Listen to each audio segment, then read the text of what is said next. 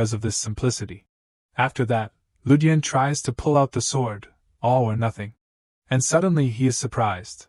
When all the clothes on his body completely evaporate, and black rough spots appear. More importantly, Ludian can't move. Suddenly he feels his head is spinning. The black cracks are spreading more and more. Adi then asks worriedly, "Are you okay, master? You don't look good." Causing Ludian to be annoyed, "What are you looking at? And how long have I been unconscious?" "I was purifying the evil thoughts that were trying to take over your mind. About 5 minutes have passed." Hearing this, Ludian is confused, but the demonization curse should be stronger than this. That's right, those who obtain the sword and become a demon king, a living incarnation of Diblo. But the problem is that power is too great for the human body to withstand, their bodies gradually rot from the inside. Thanks to Adi, I avoided the curse and even held the sword. That's more than enough, even if I can't use all of its power because of the curse. Diblo alone has completely surpassed ordinary magic swords. Right at that moment, Ludian hears a strange sound. Is this the first human I've met in thousands of years? And will you die like those who couldn't withstand this curse? Suddenly, hands grow out of both sides of the sword, causing Ludian to be surprised. What is it? It keeps raging. I will spare no effort to support them fully, but unfortunately, even a dragon lord couldn't withstand it. How can an ordinary human be able to? The time of the promised prophecy is probably coming soon, but it's too boring. I'm dying of boredom. Hey human, hang in there. Don't let the curse swallow you up. You can do it.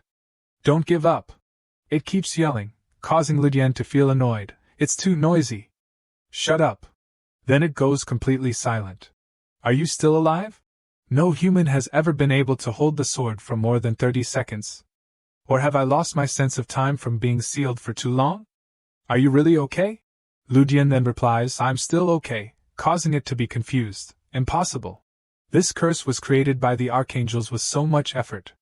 Even a god can't be unscathed. Ludian is then shocked. Why does it sound more like it was created by a demon? Then, he must have been immune to the curse from the beginning. That human, you deserve to receive help from the primeval demon King Diblo who is being sealed. Come here, let's make a true blood pact with me. You will have the power to devastate the world without paying any price. An unprecedented offer since the dawn of time. Ludian thinks to himself, if I agree, I can do anything, a power superior to anyone. You said this power doesn't have a price, but when the legendary era comes, you will escape freely from this sword, and you conveniently forgot to mention that. The sword Diblo hears this and is shocked. How do you know? The one proposing this contract is the primeval demon King Diblo who is being sealed. As soon as the seal is broken, the contract will become void. In the second half of the story, Diblo becomes an external source of magic energy for the main character group. Before the legendary war, he lent the Holy Sword Master Croc's power without any strings attached. But as soon as the seal was broken, he killed Crocs mercilessly, causing it to be shocked. What are you, in the end? Ludian then says triumphantly, you don't need to know. Let's bet. Let's use all of your strength to try to control me. If you can do it, I will agree to be your slave. But if you can't, then for the next 100 years, you must dedicate all your wit and strength to me. Suddenly it bursts out laughing. You really don't know your place, do you? You may have been lucky enough to avoid the curse, but human, you're too arrogant. That arrogance alone makes me want to appoint you as the arrogant demon king. Alright, let's make it 100 years. Ludian also says, after waiting for 10,000 years, what is 100 years worth? There's no reason for you to refuse. Finally, he has successfully cornered it. If the bet didn't specify a time, then Diblo would have known for sure that he would be freed in about 10 years when the prophecy happened, and he would never have agreed. But I have set a limit, he will definitely take the bait. Alright, that's if you can escape my control. I can resist his domination, but it's best to put down the sword before the seal is broken. But if I can use all of Diblo's power now, surely Ludian can unleash a very powerful source of energy. Suddenly, he is shocked. What's going on? When he sees himself in front of a vast ocean. Adi failed? No, if my mind was taken over, I wouldn't be able to think anymore, but if she succeeded, I wouldn't have seen this scene. Right at that moment, Ludian turns around. Then discovers the dark energy exploding. As expected, this is Diblo's true form, said to be so big that it covers a mountain, but this is smaller than I thought. Impressive, the demon sword speaks up. Unexpectedly, a human who has been blessed by an anonymous god really exists. Ludian thinks, anonymous god? Is he talking about Adi? But Adi is an artificial intelligence developed by civilization. Even so, with that power, it's not too strange to mistake it for a god. But the blessing can't completely protect you after all, because an unstable crack like this has appeared. If this scene has appeared, could it be that this is a situation that is neither successful nor failed? So what will you do? All of my divine power has been sealed, but in exchange, you have also lost divine protection. Ludian continues, what do you think I'll do? Then let's fight. If nothing can be predicted, then no matter what the result, let's risk it and try it out. He didn't expect Ludian to be so brave. Oh, you're quite brave, commendable for you. Ludian challenges, so, are we going to fight or not? Tell me. His answer, no, I've changed my mind, causing Ludian to be confused. I just said that and you're already confused? And you dared to challenge me? You're as arrogant as an arrogant demon king. Ludian scolds at his face, shut up. I can sense a strange flow of fate surrounding you, interesting. Ludian doesn't understand what he's babbling about, so. Fate flow? What do you mean? It's me voluntarily cooperating, kid. Ludian is startled, what? He continues, I think it would be fun to accompany you. Besides, trying to overwhelm you now isn't worth fighting that god. Seeing Diablo, Ludian is stunned, it looks so funny, what the hell is this? I was caught off guard and got caught up in Diablo's plan. Please excuse me, master, that person's strength is greater than I thought, so it caused the delay. I will immediately release the border crack. Ludian is confused after hearing this, huh? From now until 100 years later, I'm counting on you. Consider myself lucky, at least, I've created a solid foundation to prepare for the disasters to come. That day, at the training room, Rebecca stands outside the window watching Ludian actively practicing swordsmanship. Why are you practicing so diligently today? Didn't you say you wouldn't practice swords anymore? I have hope again. With Adi, Mana, and Diablo by my side, I will live a better life than a superfluous NPC. This is a world where there will be a war with aliens, so even though equipment is very necessary, my stats are just as important. Ludian asks himself, should I join knight training? A mana stat of 20 is equivalent to the average mana of knights, but sensing mana and using it are completely different. It will be a big deal if they know I can suddenly use mana. I can't reveal this. But practicing swordsmanship alone day after day doesn't help me hone my swordsmanship. Is there a better way? Rebecca asks Ludian, about yesterday, what are you planning with the village chief? If it's about yesterday, then it's about those bandits, or whatever they are. Wait a minute, Rebecca, are you listening? Rebecca's touch makes Ludian a little uncomfortable, and he pushes her hand away. There's nothing unusual. Calling for reinforcements from the main territory is another matter. We still need to prepare the basics. Of course, it's best if nothing happens. In the worst case, if something happens, I'll take care of it myself.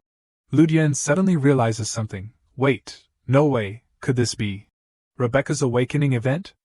I changed the original story when I saved her from the kidnappers, so the plot will be different. Even though I did it out of pity, the butterfly effect can have serious consequences. Seeing Ludian silently staring at her, Rebecca asks, what's wrong, Ludian? Is there something on my face? Ludian thinks about the possibility of being murdered. No, it's nothing. It's nighttime, pouring rain. Keitel advises his niece, Luciella, it's raining, slow down a bit. Uncle, the holy sword Dawn that was lost for 50 years has been found again. Aren't you excited? We're not so weak that we have to bet our lives on a symbol, are we? Luciella replies, but I'm very curious. Dawn isn't the holy sword of the god of order, but it's still a divine relic of the empire. Keitel continues, that's right. So even though it takes quite a long time, we should still assemble a team worthy of this occasion. Just me alone is more than enough to show the Iskar family our sincerity. If you hadn't flattered and persuaded me to agree to go on this trip with just the two of us, I wouldn't have had to suffer like this. After traveling a long distance, the two uncles and nieces, Keitel and Luciella, finally arrive in Iskar. The bell in Iskar rings. Village Chief Marco orders everyone, Iskar territory, set up the stake fence again. You call that a trap? Sharpen the blades too. These bastards can't do anything properly. If you don't know how, go ask Ludian how to do it or something. He's a veteran who has followed the young master and learned a lot, and has a lot of practical experience. Shut up and listen to him. When he hears the village chief mention Ludian, everyone suddenly gets angry. You expect us to listen to an orphan? That kid who used to beg in front of the village chief's house is doing great now. Huh! Afraid that Ludian would be saddened by what everyone said, Adi asks Ludian, "Are you okay, master?" But Ludian feels fine, because he has heard this trash talk for many years, so he doesn't care. But your face says otherwise. Those negative emotions suit you well. Because you are the one who made a contract with me, I can't be happy when I see you being mocked by that trash. With just a little magic power, I can turn them into low-level monsters. Should I? Ludian angrily says, "Enough." Diablo feels regret. Too bad, it would be very entertaining. You just want to use your power, don't you? Diablo laments, "I'm so bored." The village chief speaks up, "Hey Ludian, the person you're looking for is here." Ludian looks at that person, probably a member of the intelligence association that I requested from the village chief before. That person approaches Ludian, politely greeting, "Hello, Mr. Ludian of the Iskar house." The two enter the small house and drink tea together and chat. Ludian is quite surprised when Constant Hill is attacked. He says Constant Hill was attacked? That person replies, "Yes, sir, the news must have reached Count Iskar. Constant Hill is a military strategic point, so that means these guys aren't random bandits in the Empire."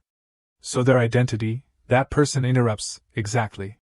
Those self-proclaimed bandits may be soldiers in disguise, infiltrating from the Rohan kingdom. They have fled into the nearby mountains, waiting for the patrol teams to retreat, and then causing trouble in the surrounding areas. 3 areas have been devastated in that way. A large-scale suppression force is about to be deployed, so the situation will stabilize quickly."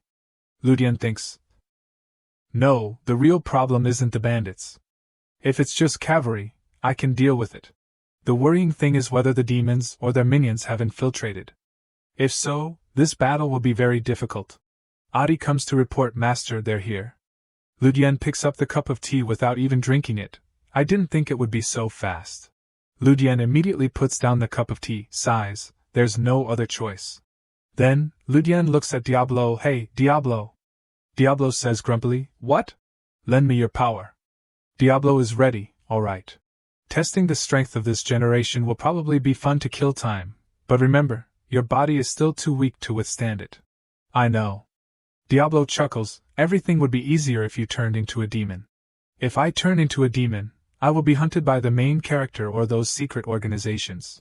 Suddenly, Rebecca appears, her clothes are soaked, her face is trembling with worry. She looks too worried. Is she reacting like this instinctively because of her demon-eating blood? Ludian approaches and comforts, "Don't worry, Rebecca. Just wait here for an hour, I'll be back before you know it." Bernard's group has arrived in Iskar. Village Chief Marcos speaks up, "This area is directly under the control of Count Iskar. The Intelligence Association has confirmed to us that you are not just ordinary bandits." "Oh, really?" "It seems the Empire's Intelligence Association is quite efficient. I guess we were too blatant, so we were discovered so quickly. The Iskar bastards will send troops after us soon. As if those damn orders weren't enough, we've had to suffer for the past few days. You'll pay for this." Ludian discovers that guy, he's at the knight candidate level. Bernard Calcho is the leader of Squad 3, Cooper Light Cavalry, Rohan Kingdom. Considering their small number, they must be the ones who have been destroying the nearby villages and hills. Now this battle is unavoidable. Fighting here is no different from courting death. The village chief tells everyone to step back. "What's wrong with those dogs? Where do you think you're running?" Bernard scolds his soldiers, "You idiots, hurry up and chase them." He chases close behind the village chief, then raises his sword, shouting loudly, "Die!" Ludian steps in to block the sword. Bernard is confused, he blocked it. A sword surrounded by mana? This bastard, he's infusing mana into that sword. The two swords clash together, creating a loud sound. A brat like you also has a good sword. It seems I'll have another achievement to take back at the last minute. Today is my lucky day. Who said you could have it, you dog? You think you can escape the cavalry? Bernard is surprised, his soldiers have been shot down by Iskar's people. Bernard goes crazy and curses, "You worms. You dogs, you planned all this, didn't you?" Ludian raises his middle finger, smiling. You realize it now? I can't sense any movement in the village. It seems they evacuated the villagers beforehand.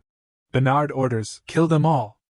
They don't have many archers. As long as we're careful, we can push back those guys and deal with them one by one.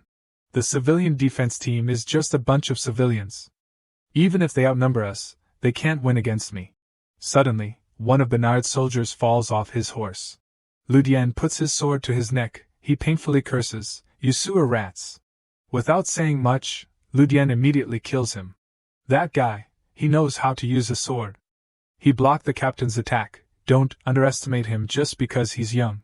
The village chief shouts, "Shoot! Lure him in deeper, deeper!" Everyone prepares to draw their bows and arrows, aiming at the target. A soldier says to Bernard in fear, "Captain, what do we do? It seems they were prepared beforehand. Should we wait for reinforcements?" Bernard continues, "Wait for reinforcements to deal with these brats?" Hearing the village chief give the order, "Arrest them immediately," Bernard trembles. The village chief asks Ludian, "Are you really okay, Ludian? We have to thin out their forces. No matter how different the strength levels are, if we use the terrain to our advantage, we'll have a chance." The village chief interrupts. "That's not what I mean. How long can you hold off their soldiers?" Ludian chuckles, "Don't worry, I won't die so easily." Ludian remembers, in the past, he couldn't even fight 1 or 2 soldiers, but now. "I'm going now. I've got a firm foothold in this crazy world now." In the small room, Rebecca tries to run to find Ludian. "No, I have to go. But if I go, I'll only hinder Ludian." Rebecca's body at this time is as hot as fire. "I have to restrain myself, I have to." Suddenly, Ludian's image appears. Rebecca looks at him in a daze. With a hungry look, "I want to eat." Outside, the rain is getting heavier. If I use Diablo's power, this would be easier. But I still can't control it. If I borrow it and it gets out of control, the whole village could be wiped out. Bernard's soldiers are surprised that Ludian can control mana. Ludian immediately raises his sword, killing that guy instantly. "Don't get close, there are traps." These lunatics, they set up traps originally meant for monsters? Speaking of monsters, monster traps are the best. These dogs, they turn their entire house into hell on earth. Before, when we ambushed the village, we just needed to behead a few as an example and they would surrender. Why are these guys so determined to fight like they're crazy? This is the honor of Barren Village. Do you think you can take this village with so few troops? How pathetic. Barren Village has the highest retirement rate of soldiers. Even ordinary villagers know how to use basic spears. And village chief Marco is a former commander, kicked out of the army for causing trouble. If it was a one-on-one, he could take on the entire cavalry. Hearing Bernard curse, "You stubborn guys." Ludian then says, "Hey, I just need to kill you and it's over." Don't underestimate him just because he's young. This guy hasn't even grown up yet, but he blocked our attack with mana. So you're the key person in this village, though it's hard to believe. You awaken mana at this age? Since you've been trying so hard to resist, let me tell you something. This place is where my team is planning to end the mission. Going a little further is the center of Iskar, so this place is our practical limit. And I'm the unit commander of this team, not the team leader. Do you understand what that means? So you mean you're not the only one attacking? Bernard replies, "That's right. Thanks to all the traps, we were able to go so far. But if another team is coming, this place will be devastated. Can we still hold on? Reinforcements are probably on their way from Iskar's main fortress. But the problem now is whether the civilian defense team can hold on until then. Should I use Diablo's power? No, it's not the worst case yet. First of all, let's deal with the enemy right in front of us." Before Ludian can take action, someone appears in the distance. "What are you doing, Bernard?" Ludian is annoyed when someone comes to ruin the fun. That stranger is Bernard's team leader. That guy, Alex Huma, the commander of Cooper Light Cavalry, Rohan Kingdom.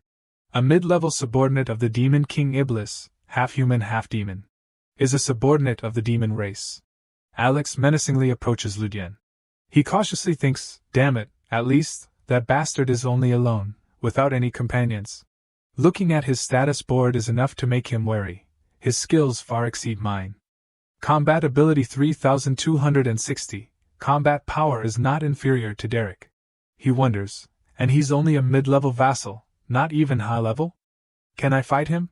His whole body trembles, but still thinks, being a hardcore fan of the story also understands the combat power of demons with names to some extent, but reading the story and facing them directly are completely different, huh?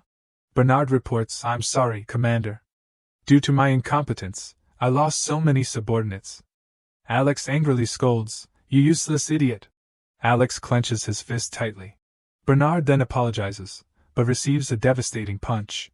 He mercilessly punches off that guy's head. Seeing this scene, he widens his eyes in fear. Ludian turns around and shouts, Village Chief, run! Causing him to be shocked. He immediately orders everyone, run! Marco frowns, worried about Ludian, but this is not the time to help that kid. That guy is far beyond our ability to cope. He believes you must survive and come back, Ludian. Soldiers see this scene and run away in fear. At this time, only him and the demon Alex are left. He is worried. What the hell is this? Alex speaks up and asks, why are you interfering in our affairs?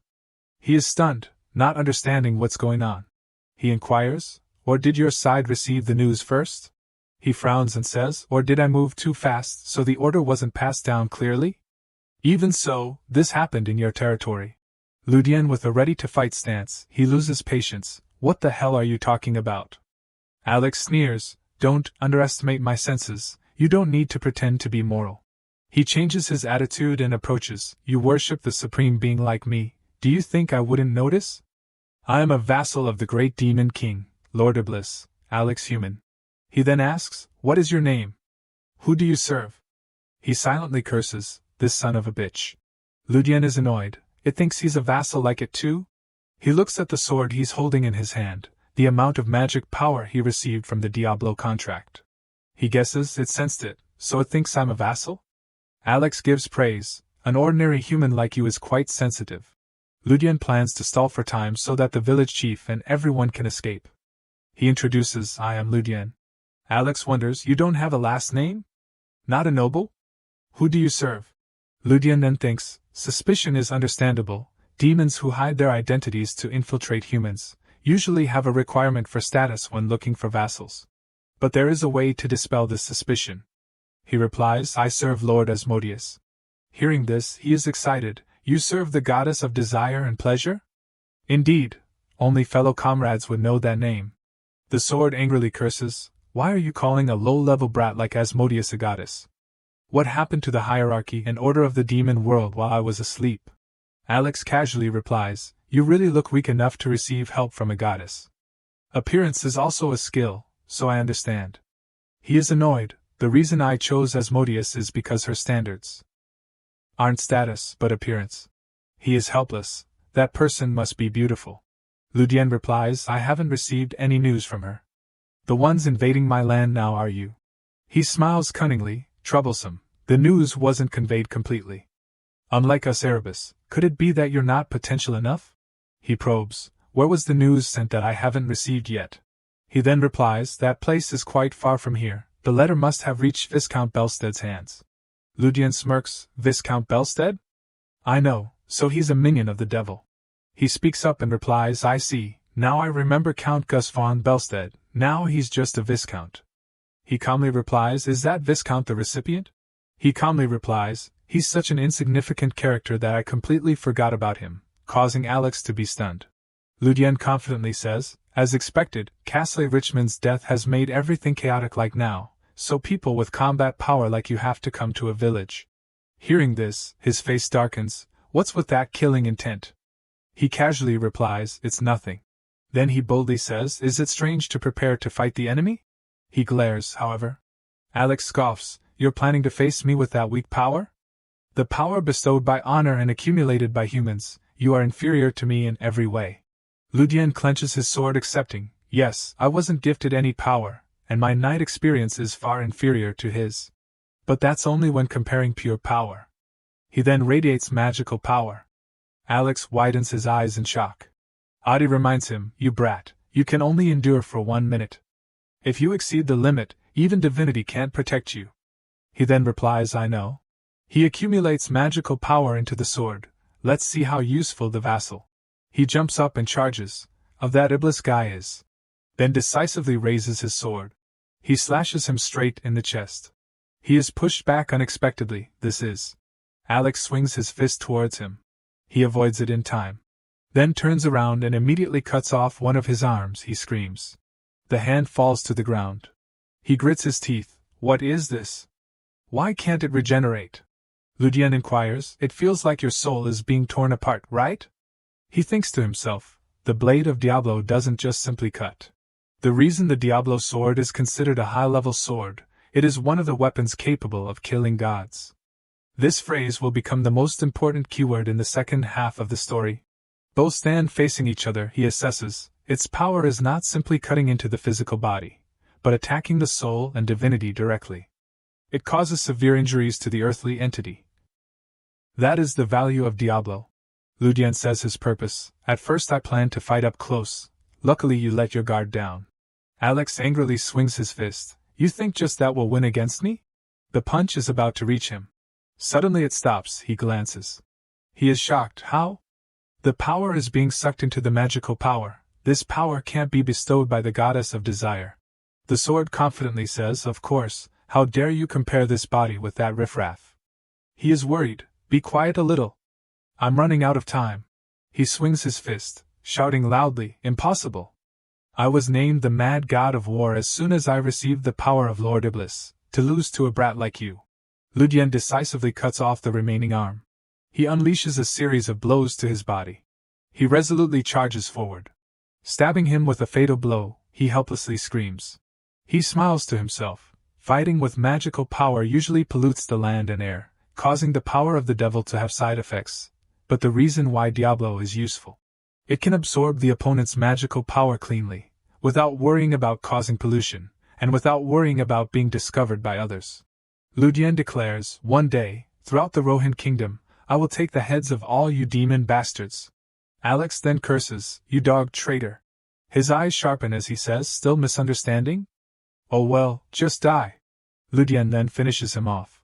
The sword is absorbing the magic power. He breathes a sigh of relief.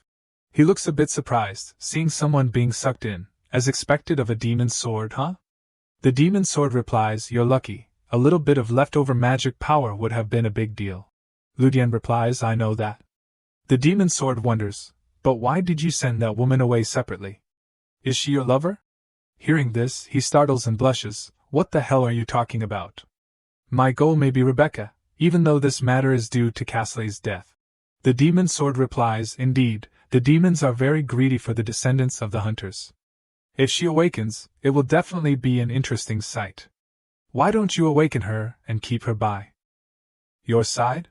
It then exclaims, her face is right up the guy's alley, isn't it? Causing him to be embarrassed. Shut up. If you see how hard the main character in the story has it, you wouldn't dare.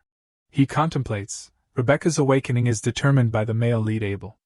If possible, I want her to have a normal life. He pushes it aside, don't mention Rebecca anymore.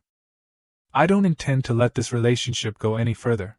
The demon's sword says meaningfully, who knows what will happen? He thinks, according to the original story, Rebecca will join the male lead's team, so we'll meet again then, but not now. Adi speaks up to remind him, Master, something is approaching, causing him to startle, are the damn demons here? It then replies, but they don't look like enemies. It predicts that they are an old man and a young girl. He is surprised. If they are travelers, then that's a strange combination. Ludian panics, what should I do? I'm exhausted. If they aren't enemies, then I don't need to avoid them. Suddenly, a person approaches. He nervously thinks, how the hell can anyone say they're normal? He observes, that expensive fabric, you can tell they're nobles. If I had known in advance, I would have ran away quickly. The blue-haired girl takes off her hat and greets. He is wary, the smell of blood? Then he politely greets back. The man speaks up, like a wary puppy, but you deserve to be called a warrior. The status board shows that he can't see the opponent's information, he predicts, you have decent senses. His eyes can't help but worry, I can't see the information because of a difference in power? He guesses, he's extremely strong.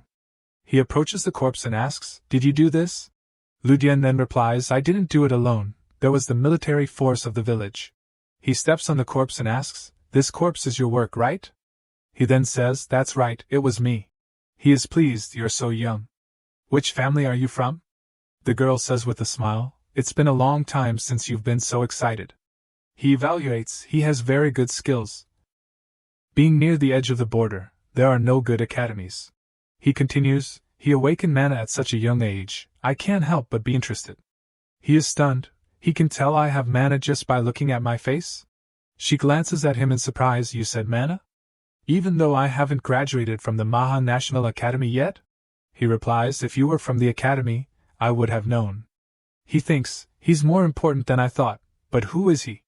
He doesn't look like a noble living nearby at all. He turns to ask, what is your name? He replies, Ludian. He asks again, what is your family name? He then replies, family name? I don't have one. Both are surprised. You're not a knight? What? Ludian forces a smile and introduces, I am an attendant of the minor Lord Colin von Iskar. But he thinks, anyone would be surprised that an attendant is an awakened mana swordsman.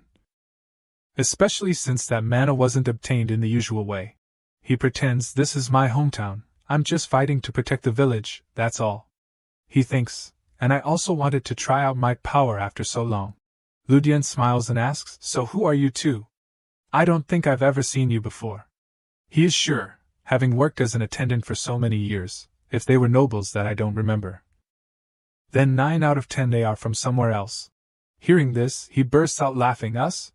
The man introduces, I am Count Keitel von Delphiwan, and this girl is Lysiella von Delphiwan. He is shocked. Keitel von Delphiwan, the holy sword master of the empire? He remembers, the only one that no one can deny among all the sword masters in the Mauryan Empire. He is the younger brother of Duke Delphiwan, and was formerly the commander of the Royal Knight Order. Above all, he is the Holy Sword Master Crox's predecessor Holy Sword Master, a member of the team in the main character.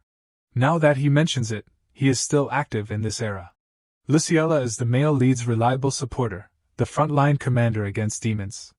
In the original story, she was eliminated from the list of heroine candidates because she got married. Even so, she is still enthusiastically supported by some readers with unique tastes. Don't even mention marriage, she is no different from an underage child at this time. Her face is perfect, she is always as confident as in the story. He wonders, the Delphiwan nobles are here, meaning to assess the holy sword? Keitel asks him, who taught you swordsmanship? He hesitates. Deep down trying to reassure himself, but on the outside he is warm. I learned the basics from a mercenary, and practice regularly when participating in night training sessions. He is surprised. A mercenary came here before? Did that person not reveal their identity? If it was the king of mercenaries, I would understand. Does your teacher not have any identifying features? Keitel then says, I really want to meet that person once. He dismisses, how can I say I learned swordsmanship from an artificial intelligence? He contemplates, what I learned is ancient swordsmanship from the Adora civilization left in Adi's data. Although I'm not proficient, I'm still the only person who inherited ancient swordsmanship. In this era. Suddenly Lysiella hints, Uncle, don't be so intense. She winks, you're making Ludian uncomfortable. Then happily says, sorry, he's usually very cold, I don't know why he's so excited today. He is surprised, a noble is apologizing to me? When all the nobles are just brats, he replies, it's nothing. Lysiella says brightly, first of all, the village looks like a mess, let's clean it up together. You help too, Uncle. He agrees. Now he understands why readers in the story love Lysiella. He supports, true to being a heroine candidate. But someone's voice urges, prepare the banquet. Mr. Derrick, ensure the safety of the Count and the young lady. He cries, why are they dragging me to the main castle? He covers his face helplessly, I'm still on vacation. I don't want to get involved in any more trouble. Why would they need an attendant like me in the Holy Sword assessment? Keitel says, see you later. Lysiella waves goodbye, you've worked hard, Ludian. At this time, he lies dejectedly on the bed, thinking, I wonder if Rebecca is okay? She seemed worried, as if she was about to get sick from stress. He is tired, the reason Rebecca refused to be taken care of, is why I was dragged all the way here. If I stayed in the village, I would also have to take responsibility for repairs. So maybe a part of me also volunteered to come here. He thinks, well, who knows, the smell of blood I smelled on Keitel and Lysiella at the beginning. He realizes it's from those special demon ops bastards. The two crushed more than 500 elite soldiers. He calculates, I have to become strong. Collecting all the functions definitely has many risks. To master Diablo, I must at least reach the master level. He is determined, right now, instead of wandering around like a mercenary, it's better to join the night training and improve my abilities as much as possible. Ludian stands at the window observing. It seems the party is reaching its climax. Hearing laughter, it seems the Dawn matter has been resolved smoothly. He sighs, not bad. For the next 5 years, forget partying, only hell is waiting. At least until then, I hope they live comfortably and carefree. Suddenly Adi reminds Master there's a guest. Colin approaches and says, it's me, why aren't you participating in the party? Followed by Derek, Ludian stammers, young master. He thinks, why would a commoner participate in the nobles' party and sit and listen to them talk? He forces a smile and says, of course, it's because my status doesn't allow me to participate. Colin interrupts, what nonsense are you talking about? Colin says hypocritically, you're my attendant, you have to support your master even at the party. Ludian says with an attitude, I'm sorry, young master. He curses silently. I wish this guy realized I'm on vacation. Then he reluctantly says, yes, it was I who didn't think carefully. Colin casually replies, yes, as long as you understand. Then Derek speaks up, that's right, Ludian. He says softly with concern, I heard you've achieved quite good results again this time. He then replies, thank you, sir. He frowns in disbelief, that news has already reached his ears. It takes a few days to confirm after investigating the merits. He thinks, Count Keitel and young Lady Luciella directly reported the achievements to the Count, quite unexpected. Derek says the Count is very satisfied with your performance. He realizes the abnormality. Why is Derek taking the trouble to praise me so much today? He evades, well, the matter with the Delphi 1 ducal house has been resolved smoothly. They still have one more request. He is confused, sounds interesting, but why come all the way to me to say it? He says, that is. Suddenly Colin interrupts boastfully. I will be enrolling at the National Academy in 7 years. He asks tentatively, that academy, really? Looking at his hateful expression, he is annoyed, I can guess roughly. Even though Colin obtained Dawn this time, from the Duke's point of view, if this troublemaker causes trouble again, their reputation will be ruined. He thinks dejectedly, it seems they want Colin to study properly for 7 years, to suppress the bad reputation of the past. The ducal family is dreaming of the impossible. Derek points straight at him and says, in the list of people attending the academy, there's you too, Ludian. He says in astonishment, me? Count Keitel is holding the sword with pleasure, praising it as the real thing when he has the same feeling as when he was young. The people there felt very good when they saw him so interested. 50 years ago, Simmer was a knight who had reached a high level. If he is a black knight now, he must be a master level. The Count praises that they just provided information, but they succeeded, so they changed their view of the lion heart. Then this guy turns to praise Mr. Derek Winhausen and his title, wanting to suggest that they fight each other sometime. The man, hearing this, also nods happily. The Count then says to Count Rikarat, this is the certificate for the retrieval of the Holy Sword, this matter will end here. But at this time, he has a small request to the Count, making him also surprised. Not being sure, in his head, he thinks, also understands, making it public in front of the vassals means they have discussed it beforehand. Keitel asks about his subordinate who has a boy named Ludian, and is also confirmed to have one by the Count. He has straightforwardly requested this guy to send that child to him. Rikarat is still hesitant and wants to know the reason, then the Count has said his thoughts, that kid has talent. Luciella, standing next to her listening to her uncle telling her, had learned that he was a commoner so he had not sworn an oath as a knight, and wanted to bring Ludian into the Duke's army. The Count is nervously thinking about how difficult it is to enter the Duke's army, and also wonders if he has talent, when he hears that Ludian doesn't have any mana. Then he mentions his son not wanting to, but Keitel offers to give him. Suddenly he looks to the other side surprised. Also doesn't know why Luciella is so excited, when he agrees to this matter like this. After that, he stated the purpose of choosing him to be an attendant for his son. The Count also has other intentions. He wants to send Ludian to the academy under the name of the two families. After graduating he will become an official knight, and let him decide who to serve. After finishing, he thinks, it's okay that the Count wants him. With talent he will pull him back to his family. Keitel, hearing to let Ludian decide for himself, also agrees. After thinking, Rikrot also implies that he will let his son enter the academy on this occasion, but Colin's attitude is not very happy.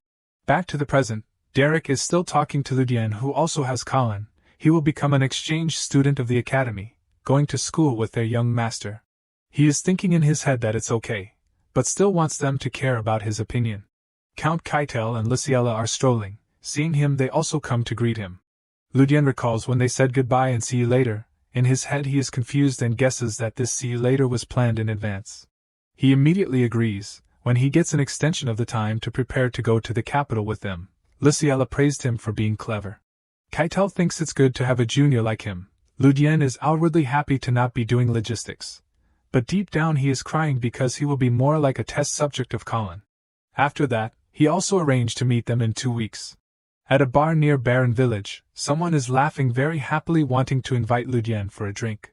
The village chief said drunkenly, "I didn't expect our village to soon have a night." But Ludian just waves his hand, saying it's just an opportunity. He doesn't know if it will become real, but is refuted by Marco that entering the school in the capital is only a matter of time. With an experience of once being in the military, he guarantees that he will join the knights. The important thing is which family he wants to serve.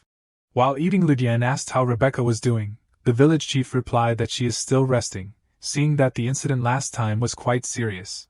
Hearing this, he also nods to show that he understands, but is still quite emotional. After that, Ludian went to ask about her health. Rebecca shyly asked about how he is going to the capital, and was also confirmed by Ludian. When he heard her say, "Is it necessary to go?" he didn't expect her to ask so directly. Then she said her thoughts. If he worked here he could live a peaceful and happy life. Hearing this, Ludian pondered.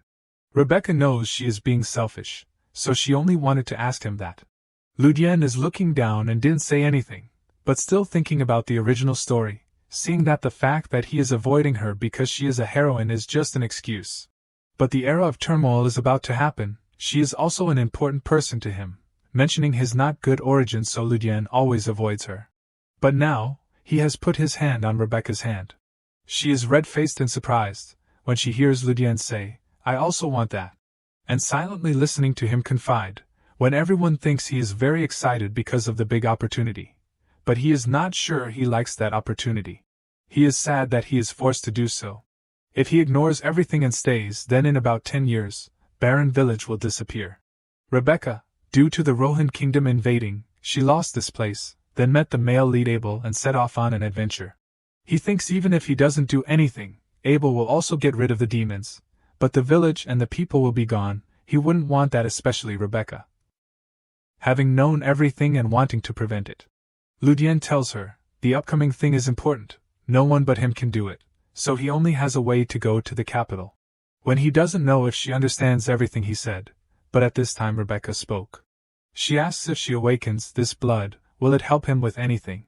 Ludian is looking at her with a surprised expression, but Rebecca asks again, did you know that beforehand? He is not expecting her to know, because in the original story, she didn't know anything until she met the male lead. Then he quickly stopped her, as that power will make Rebecca not have peace and happiness. The demon-slaying power that Rebecca possesses is to absorb the magical power of demons. If it is stronger, then her mind will be destroyed more. In Ludian's head, he thinks, her and the male lead's fate will change, while still sincerely wanting her to be happy in this place. Rebecca silently listens to his hope that she will still live a life full of energy and joy. When he is still sad, if only he could replace Abel, then she would have said she wouldn't. Ludian happily calls her very obedient. Suddenly she requests him to promise her. He is still wondering what's going on, while Rebecca says embarrassingly, when everything is done, then he must come back to her. Ludian also agrees, that's for sure. Back at Ludian's room, he is holding the sword, scolding it for doing something, but said something else. While yelling at it for making Rebecca hurt, the sword spoke up and denied it. He is very angry that it is denying it. The demon-slaying power only reacts to magical power, and that magical power must be from high-level demons or higher. Then reminds it using magic power at will break the contract. The sword didn't expect someone to know about this, feeling assured that it followed the right person. When Ludian asks if it has admitted it, it still denies because he will be affected if he does it. The sword explains it is still normal. It is true that the power it caused, but only indirectly. Hearing this, his expression became serious, thinking to. Seeing him panicking and punching his chest, the sword also speaks up and asks, "You know, right?" Ludian painfully realizes that it is because of him. That is when he signed a contract with Diablo. He also brought a little bit of magic power, but it was also terrifying, enough to awaken Rebecca's blood, which carries demon-slaying power. After that, he blamed the sword for not telling him from the beginning, but it said that if he knew in advance, everything would still happen. While Ludian also hopes that nothing will happen. 1 week later, Ludian and Colin's group have arrived. The two of them feel overwhelmed when they see the capital of the Mauryan Empire.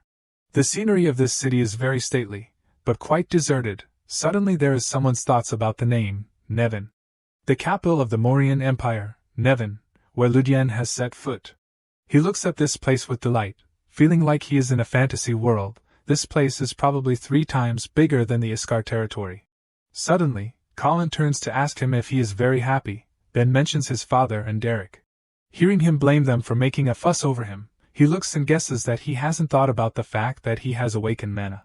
This guy finds it strange that after he graduates, his father will have him work for the family. Ludian is also quite surprised. While he now knows the reason they are sponsoring him, also pleased that his father didn't tell this guy to keep this a secret. Colin says slyly that he believes he is a friend. His father told him to keep it a secret, but brothers don't need to hide it. His mouth also replies, but in his heart he hates friendship, when it looks more like a lackey of this guy. He walks forward bidding Ludian farewell here, scorning him as a commoner, and saying if he follows him no one will dare to do anything.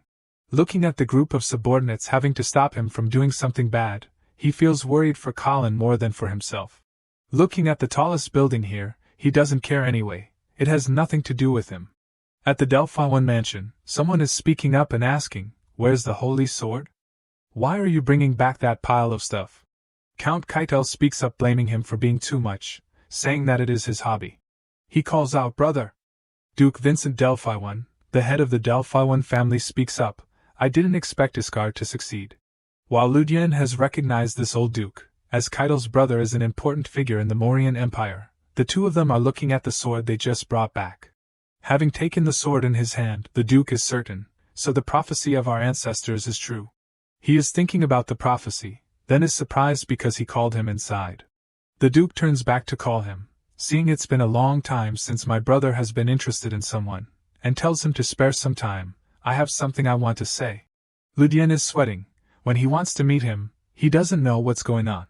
The flag of the Night Association. In the living room, the Duke thanked everyone for completing the journey well. When he hears the Count say that retrieving the Holy Sword was not easy, he realizes this is not just normal socializing, because there will be a reason for bringing him into the mansion. He sat drinking tea replying, "I am willing to pay the price for him to come here," when he hears his younger brother grumbling about how much he has given the Iskar group. Both the Count and Luciella are surprised when they hear that. He still wonders why his brother doesn't care about the army and the kids who got accepted into it. When asked, why take the trouble to bring him here? Then the Duke put the teacup down. After that, he turned to ask Ludian and he also replied. He tells him the fact that he knows he participated in breaking the dungeon with Iskar. He also confirms. Vincent is certain that Ludian contributed the most in destroying the dungeon and eliminating the person living in the dungeon's Simmerdran. He also nods to confirm, but in his head he wonders, how can he know so clearly in the capital? The Duke's voice becomes serious and asks, "Did Simmerdran say anything?" "Anything that he said, tell me." His younger brother also doesn't know what his brother means, while Ludian thinks the other guy stole something from the Duke, so there's no need to hide it. He chose to say what he told him. The Duke also listens intently. The content, he said, "You foolish people who don't know that what's under your feet is rotting." Ludian recounts the strange point. Before disappearing he said, "Master." Hearing this sentence, the Duke's face is very serious. The Count is confused when he sees his brother so strange, but he says, "The Holy Sword has prophesied. Our ancestors chose how to act to atone for their sins, but it seems what's coming will come." After that, he happily thanked Ludian for letting him know, while his younger brother still doesn't know what he means. He is still deep in thought and silent. At the Royal Academy Mock, Keitel greets the headmaster. He says it is rare for someone to escort an exchange student all the way here. The headmaster of the Royal Academy Mock, Viscount Rosies Bevalent, replies, They last met at the Crown Prince's birthday. 30 years ago he was a god of war, famous for his victory against the Manchus. Ludian shows admiration when he recognizes this old man. Then the Count speaks up to introduce his name, and coming from Iskar he is not useless. The headmaster asks if taking the holy sword comes with a gift. This old man widens his eyes looking at him, surprised at his intelligence and outstanding talent. He also thinks so. The Count happily says, also on par with crooks. Both Ludian and the headmaster are surprised when he is on par with the other guy. He remembers that he was the only one beside the male lead who was strong enough to fight the gods. Feeling like him is a disaster. Keitel asks not to test him and will know in a few years, but with a commoner identity asks the old man to pay more attention to him. The headmaster has ensured that there are no troublemakers here, so tells him to rest assured. The dormitory hallway at the academy. Ludian gapes in astonishment, not knowing what the hell. Because his private room is as beautiful and good as Colin's. When asked if he likes staying here for 7 years, he also wonders why this guy is doing so much for him. Hearing him mention the contract, other than sponsoring the Iskar family, he doesn't need to do anything. The Count is also surprised. And says the reason, wanting to nurture a star in the future. He is still feeling that it is expensive, but there are no conditions in the contract. He praises that the Lord's signature is very exquisite, and tells about his bet with the Count when he graduates. Ludian will choose to follow Lionheart, or join the Honorary Knight Association. He is covering his eyes because of the light, not understanding what is happening. When he hears him say that he only knows that much, and there are no conditions in the contract, but he still can't get it out of his head. When he has no intention of choosing any side, coming here is just a turning point for him to fulfill his wishes. The Count is very excited for the day he makes a choice, while Ludian is pondering. But the answer is a bit of a jerk. He will just run away like that. In Ludian's room, Diablo hears him calling and also replies. Being asked randomly, when feeling a magic trace, if there is one, then the sword has confirmed that there is none, but is told that it is not certain. The sword flares with magic when the brat looks down on him, having his senses sealed, but as Diablo he is sure that he can still feel it. When Adi asks if there is anything bothering him, he also confirms. In the story, Duke Vincent and Keitel were assassinated by demons. After that, Luciella manages the Delphi family. The incident of the ducal family is just a small piece in countless secrets to be discovered. Ludian thinks thoughtfully. According to the law of causality he understands the Count's matter. The Duke also being killed is quite difficult to understand. And Keitel was killed when going to a deserted outskirts, which is not suspicious, while the Count was killed right in the crowded capital. He guesses it is not caused by demons. If so, then the nobles in the capital would all be affected. Their matters are very unusual, an extremely terrible thing, but he comes up with a plan. He should approach the ducal family to learn more.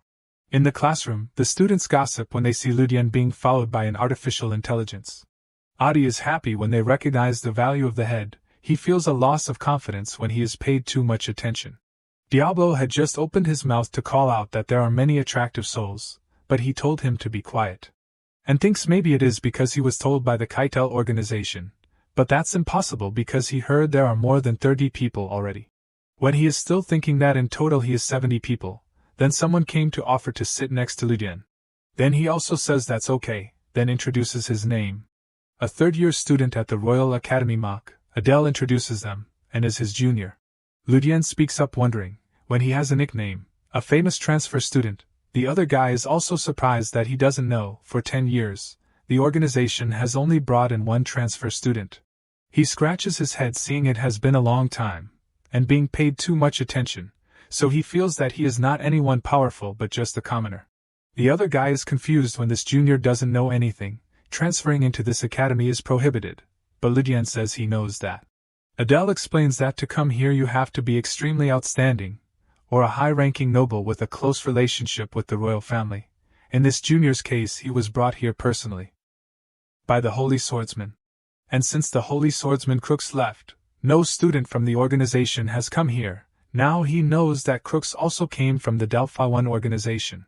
The other guy still tells him, even the Iskar House Minor Lord, who was newly appointed Holy Sword, is also causing attention for similar reasons. Ludian breathes a sigh of relief knowing Colin is studying in the same faculty, but different class, because he also doesn't want to meet him for anything.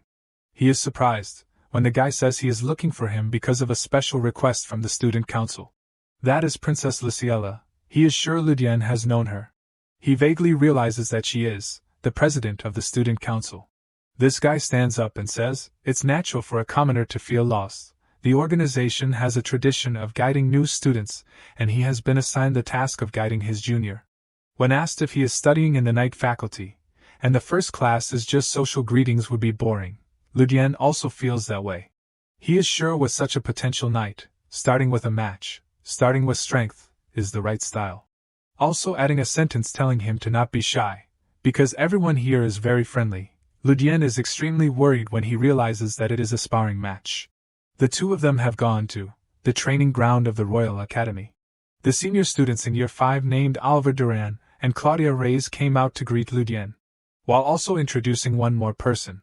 The girl spoke up and introduced herself, a senior student named Karen Letitia, also asking about the holy swordsman bringing him in. He has humbly said that Keitel has recognized his abilities, but that senior is still sure he didn't see the wrong person and wants to see his talent. This woman is eagerly wanting to have a match right away, while he wants to reject this request. But then a wooden sword still falls out. Karen ensures that she will not bully a freshman, when she only wants to test his talent.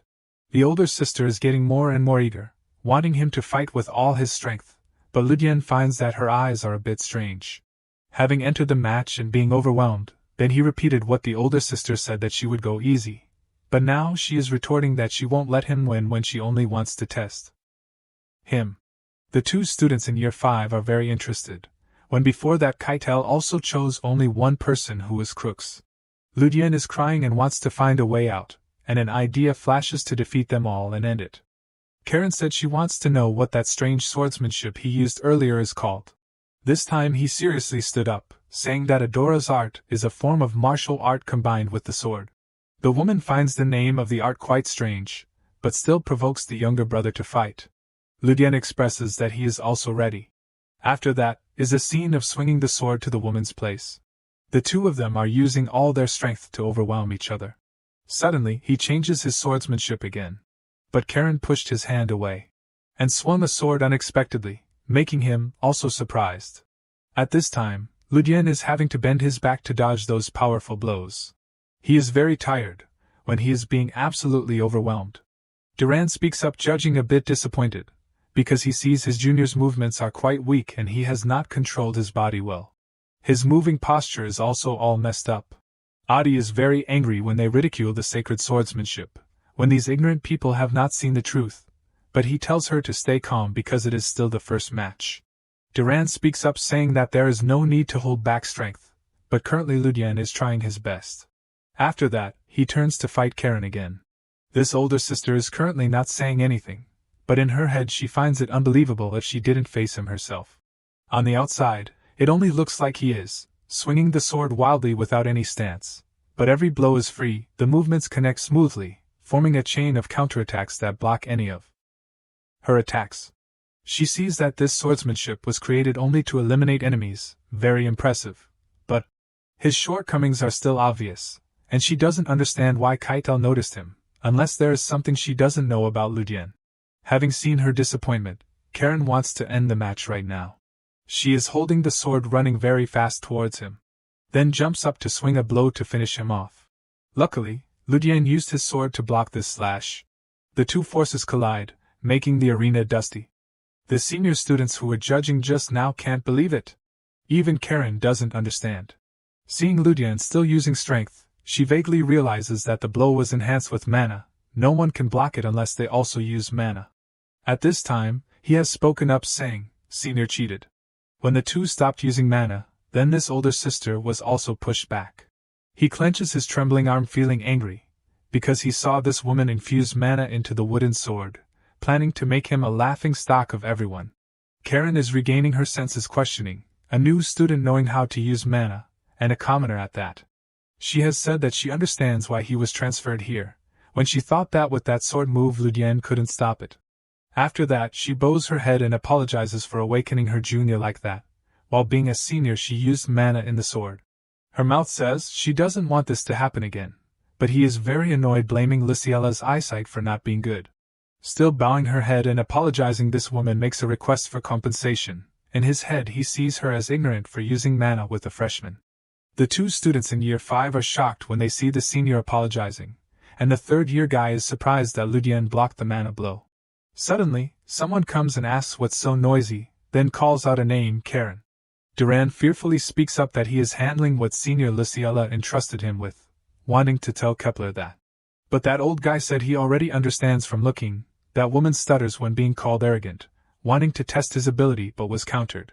Ludian is surprised when this guy came and patted his shoulder apologizing, and explaining that Karen didn't mean it. He is panicking when he hears the name, Alvin Kepler, in Chapter 2, The Superpower War. Realizing, isn't that the name of the family that opposes the couple main characters, he is quite sure, in the original story. His name is Alvin Kepler, he is the one who supports the final boss, isn't he? Karen is a bit annoyed when being called overconfident by Alvin, and will arrange another meeting. He is still talking to Ludian, but still has to turn his head when he hears her say there's no need for help. Then continues to say, is power and status really that important? And explains, he came here at the request of young Lady Luciella, they don't have the right to go against her wishes. When asked if that is true, then Karen can only be silent. Hearing him say that he is a senior so he will take responsibility, Ludian thinks again. Not wanting to have a relationship with these people, but if the person wanting to establish a relationship with me is a Kepler, then that is another matter. After that he also happily replies to his senior. Being asked by Adi if he has been more friendly lately, then he also admits. But what can he do, when everything here is very comfortable, also getting to be away from Colin is happiness. Then his eye asks about Ludian investigating about Elvin today. Hearing him mention it he remembers, not expecting to meet him here. Song also sees that this is the only chapter for everything to take place between different factions between good and evil. He seems like a villain, but he doesn't seem like his enemy. And feels disheartened when 3 days pass without any news. In the plot the events that happened before will also somewhat guess what he is planning to do. Song shows a very cunning smile, having a plan to approach him first. Diblo agrees immediately, when Ludian asks to borrow his power so they can fight the demons. The sword also hates it, still not knowing what happened in 10,000 years, but daring to plan to invade the middle world must have him. Hearing the sword scolding them for stealing credit and being useless, he wonders, are all the high-level demons like this? When asked about caring about these guys too much, Ludian also states his intention to pull them to his side. Then becomes silent and recalls, the Elvin Kepler that I remember is not just an ordinary knight, but is an esper. Currently, their association is also expanding its influence outside the capital. The esper abilities don't have a solid theory, so they are ridiculed and hated by the mages. And that causes a major disaster for humanity. The espers maintained a neutral attitude in the Second Demon War, many casualties, also having a plan to take fame when eliminating the demons, while the mage faction weakens. But at that time, it was ended by Abel and his companions. Failing they also switched to the second plan. Ludian remembers, the superpower war, the fact that they participated in the Second Demon War together. Perhaps the superpower war with heavy losses did not happen. Preparing his things to go out, he tells his subordinate, he plans to make that esper guy participate in the war against the demons. The sword hears and is very excited about the method, using others as a stepping stone like this. But he still has to accept the truth, when Adi tells him that it is difficult to attract them with the current situation. Holding the sword in his hand, he thinks status and ability are not a problem. With trump cards to satisfy the other party, any deal can be completed, when there is a lot of information to use as a trump card. Ludian and 2 subordinates are needing to take a trip to the royal capital. At night in the Mauryan Empire, the bustling western district of the capital Nevin, there is a voice saying, "We've arrived, brother." That Elvin has opened his hood asking his subordinates if they are sure, because there are often lords patrolling here. When assured that the network is very tight, he wonders, why would the demons control a place like this? Maria Kepler, a third-year student of the Imperial Academy of Science, also opens her hood confirming, matters related to the demons are all connected to the temple. Hearing this, Elvin is still worried that this is a district of the nobles, there can't be mass casualties, then is also reassured by his younger sister. The older brother's eyes are very surprised when seeing Maria, now carrying the family's secret weapon. Seeing his younger sister holding that thing in her hand, he realizes that it is a superclass artifact. While Elvin instructs them to act discreetly, his younger sister happily says that's why she brought it, when she doesn't know what will happen. He sighs, calling them very important, so they need to find out the entrance of the demons. The two siblings, Del Luda and Mel Luda, also spoke up, telling the leader to rest assured. Maria admires their abilities, when discovering the energy of others in such a crowded place, regretting that her brother took this ability from her. Elvin says this is for the common good, and whether he took it or not, sooner or later she would lead everyone. The illegal entertainment district of the capital Nevin, Ludian sees that this place is quite developed, also not exactly a pleasant place. Adi asks him what he is doing here, but gets the answer that he is not doing anything now, making it quite surprised. He knows that the associations are building power, will compete for territory with, the demon forces are preparing for the Second Demon War. When asked by Ludian about searching for a collision between the forces in the capital, Diablo is self-satisfied that the entire city will not escape his senses. He feels lucky, when now needing it, he accidentally participated in the territory competition between the espers and the demons. Directly opposing the demon lords will kill him, but a demon lord will not directly operate the army in this place. They will probably entrust it to the demon minions to avoid risks. He remembers what Alex Human once said, and wanting to get involved with Bellstead will be very perfect. He is a puppet of the demons and the culprit behind the assassination of the Keitel siblings, the target that needs to be eliminated now. While still thinking about finding the traces of Elvin and Gus, suddenly someone patted his shoulder and asked. This guy speaks up, wanting to chase him away, when seeing that he is an outsider. He has a plan in his head, then replies to the other guy, "What does my business have to do with you?" When hearing him say that to him, this guy became angry and cursed. But after that, he was warned by Ludian using mana. Seeing this power, he also felt a bit scared. He had a very complacent smile, when he painfully collapsed. This guy tremblingly asks, "Are you a knight?" He sternly tells him, "Answer my question well, then you will be released." Then recounts that there is a group of nobles who often roam around the underworld and the capital suspiciously. Among them there is a green-haired one, or a student of the Mock Academy. Song also threatens him, telling everything he knows, without leaving anything out. On one side, there is a story that they have heard that Karen caused trouble with a first-year student. The other person also confirms that young lady Luciella entrusted him to her. Maria tells her brother, the young lady is quite fond of Karen, so it is a bit disadvantageous for them. He tells her that they must at least keep Luciella on the neutral side. When asked if the new student has the ability to overturn the plan, then Elvin hesitates. Then remembers seeing Karen testing his ability, and then being humiliated, showing that he has the potential to develop, but talking about the ability to overturn the plan of this association. Song turns back to affirm that he is just a naive new student, not having that ability, and even being narcissistic and wanting to become a disciple of the Holy Swordsman.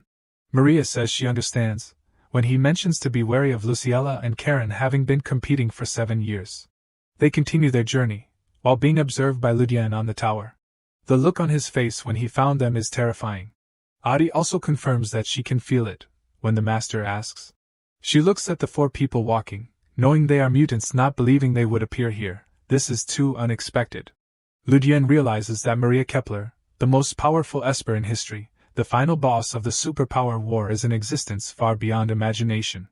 When asked if the stealth magic is perfect, then Diablo is no longer self-satisfied, saying they must be careful this time. He seriously realizes, with the Kepler siblings directly acting, then this is not a simple matter. Adi and Diablo radiate a very strong mana, when he announces the attractive part of the capital tour. Mel with her bright eyes points forward. It's there. She looks at the bustling theater in front of her and mumbles, the El Gran Heart Theater. Elvin smiles with pleasure, so that guy is really related. Those mages, always acting like they're everything, while their feet are on fire and they don't even know it. He turns to ask, what are our chances? Maria replies, the Marquis may be a demon or a minion, but considering the documents passed down in our family, there should be no serious problems. She looks towards the theater and continues, however, if there are many opponents, or if they use all their power, it will be difficult for me. The possibility of a demon lord directly commanding is quite low. We can only hope the Marquis is just a simple minion. So they crowded together and went inside. At this time, the scene changes to the El Gran Heart Theater upstairs. Our prediction was accurate. The two siblings Mel and Del pinch their noses uncomfortably going upstairs. I can feel the magic power and the smell of blood inside the theater. How can they not notice something so obvious until now? Elvin reminds them with high alert. I heard that the Marquis is not just an ordinary businessman, but also an outstanding mage who was once chosen as the successor at the Magic Tower. He must have covered up the traces with magic. Maria smiles gently. So this place, in essence, is a magic workshop. The whole group forcefully entered inside. At this time Gus is lying on a chair smoking a cigarette. What wind is bringing the famous students of the Royal Academy all the way here?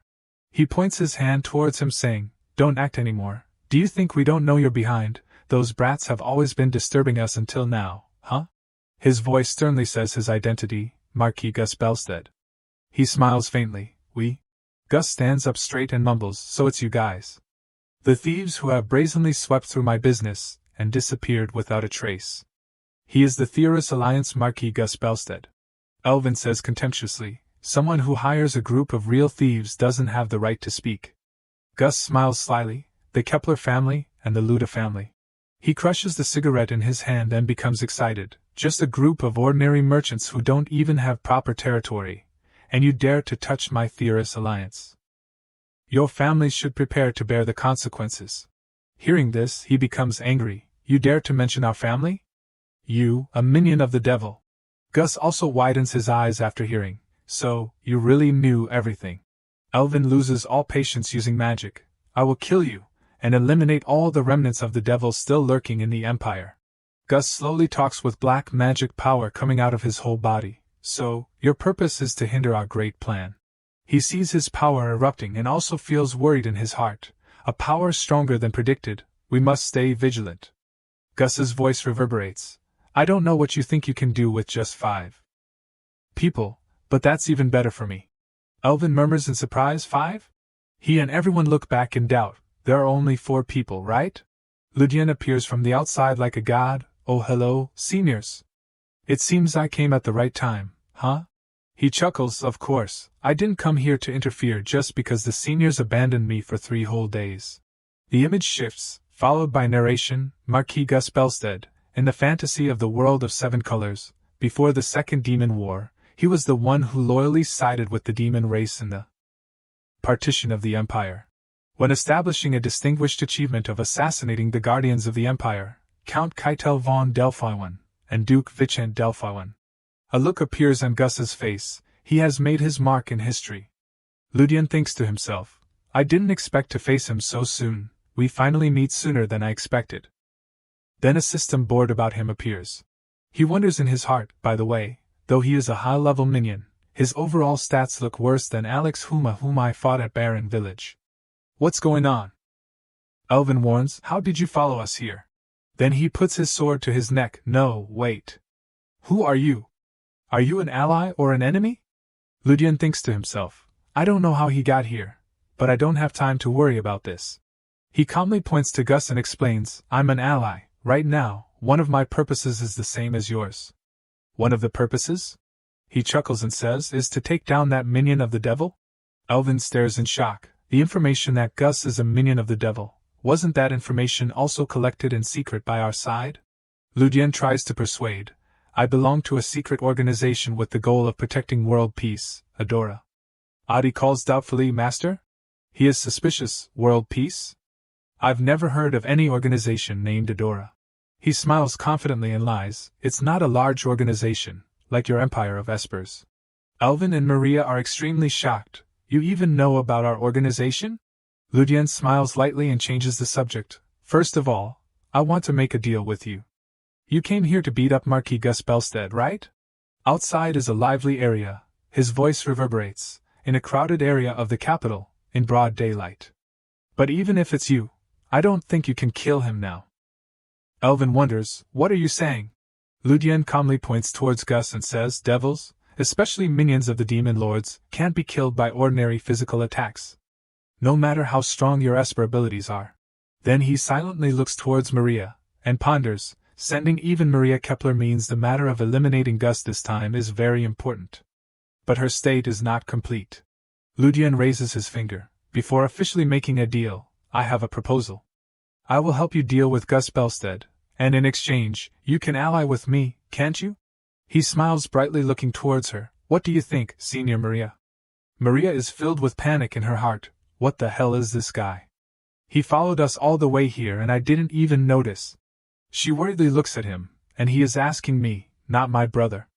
How does he know that I am the leader of the organization? Ludian asks again, what do you think? She bluntly says, I refuse.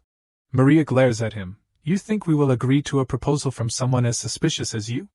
Not to mention an alliance or not, just the fact that you followed us. We can't let you go anymore.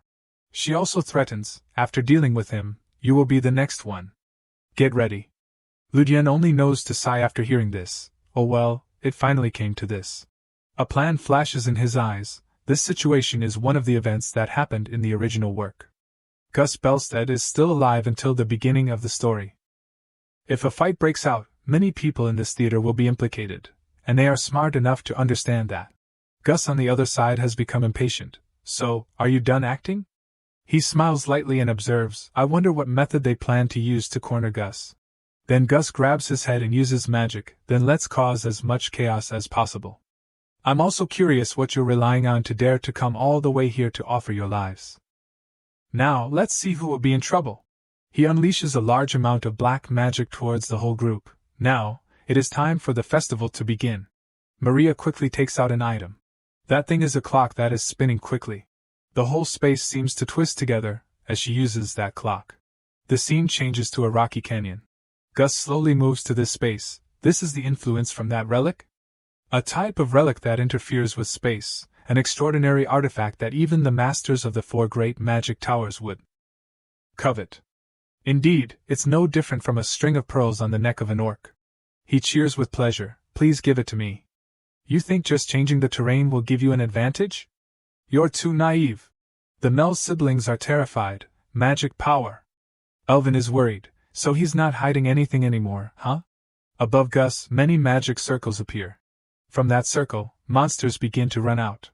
Among them is a very powerful snake-shaped monster. Del wonders, a magical beast from the demon world? Elvin is also horrified, so he's a summoner? While he crazily laughs loudly, I have been reborn with power borrowed from them. His whole body gradually transforms into the form of a demon race. You think brats like you can face me? Elvin sweats, his appearance is changing? Ludian warns from the side, not just his appearance, his power has also increased. His eyes widen to observe, that's right, high-level minions can temporarily transform into demons depending on the circumstances. I was wondering why there was no difference with Alex Huma. A mid-level minion, I completely forgot. Total combat power is a whopping 12,040. He is even stronger than Simmerdran I fought at the dungeon. Gus in demon form arrogantly says, I will make you pay for disturbing my nest with your greed. You should have stopped at those petty disputes of interest in the corners of the alley. Elvin says nervously, is that still a minion of the devil? Isn't he a noble of the demon world? Maria reminds, don't let your guard down, he is now stronger than most nobles of the demon world. Gus sits on top of the snake monster's head.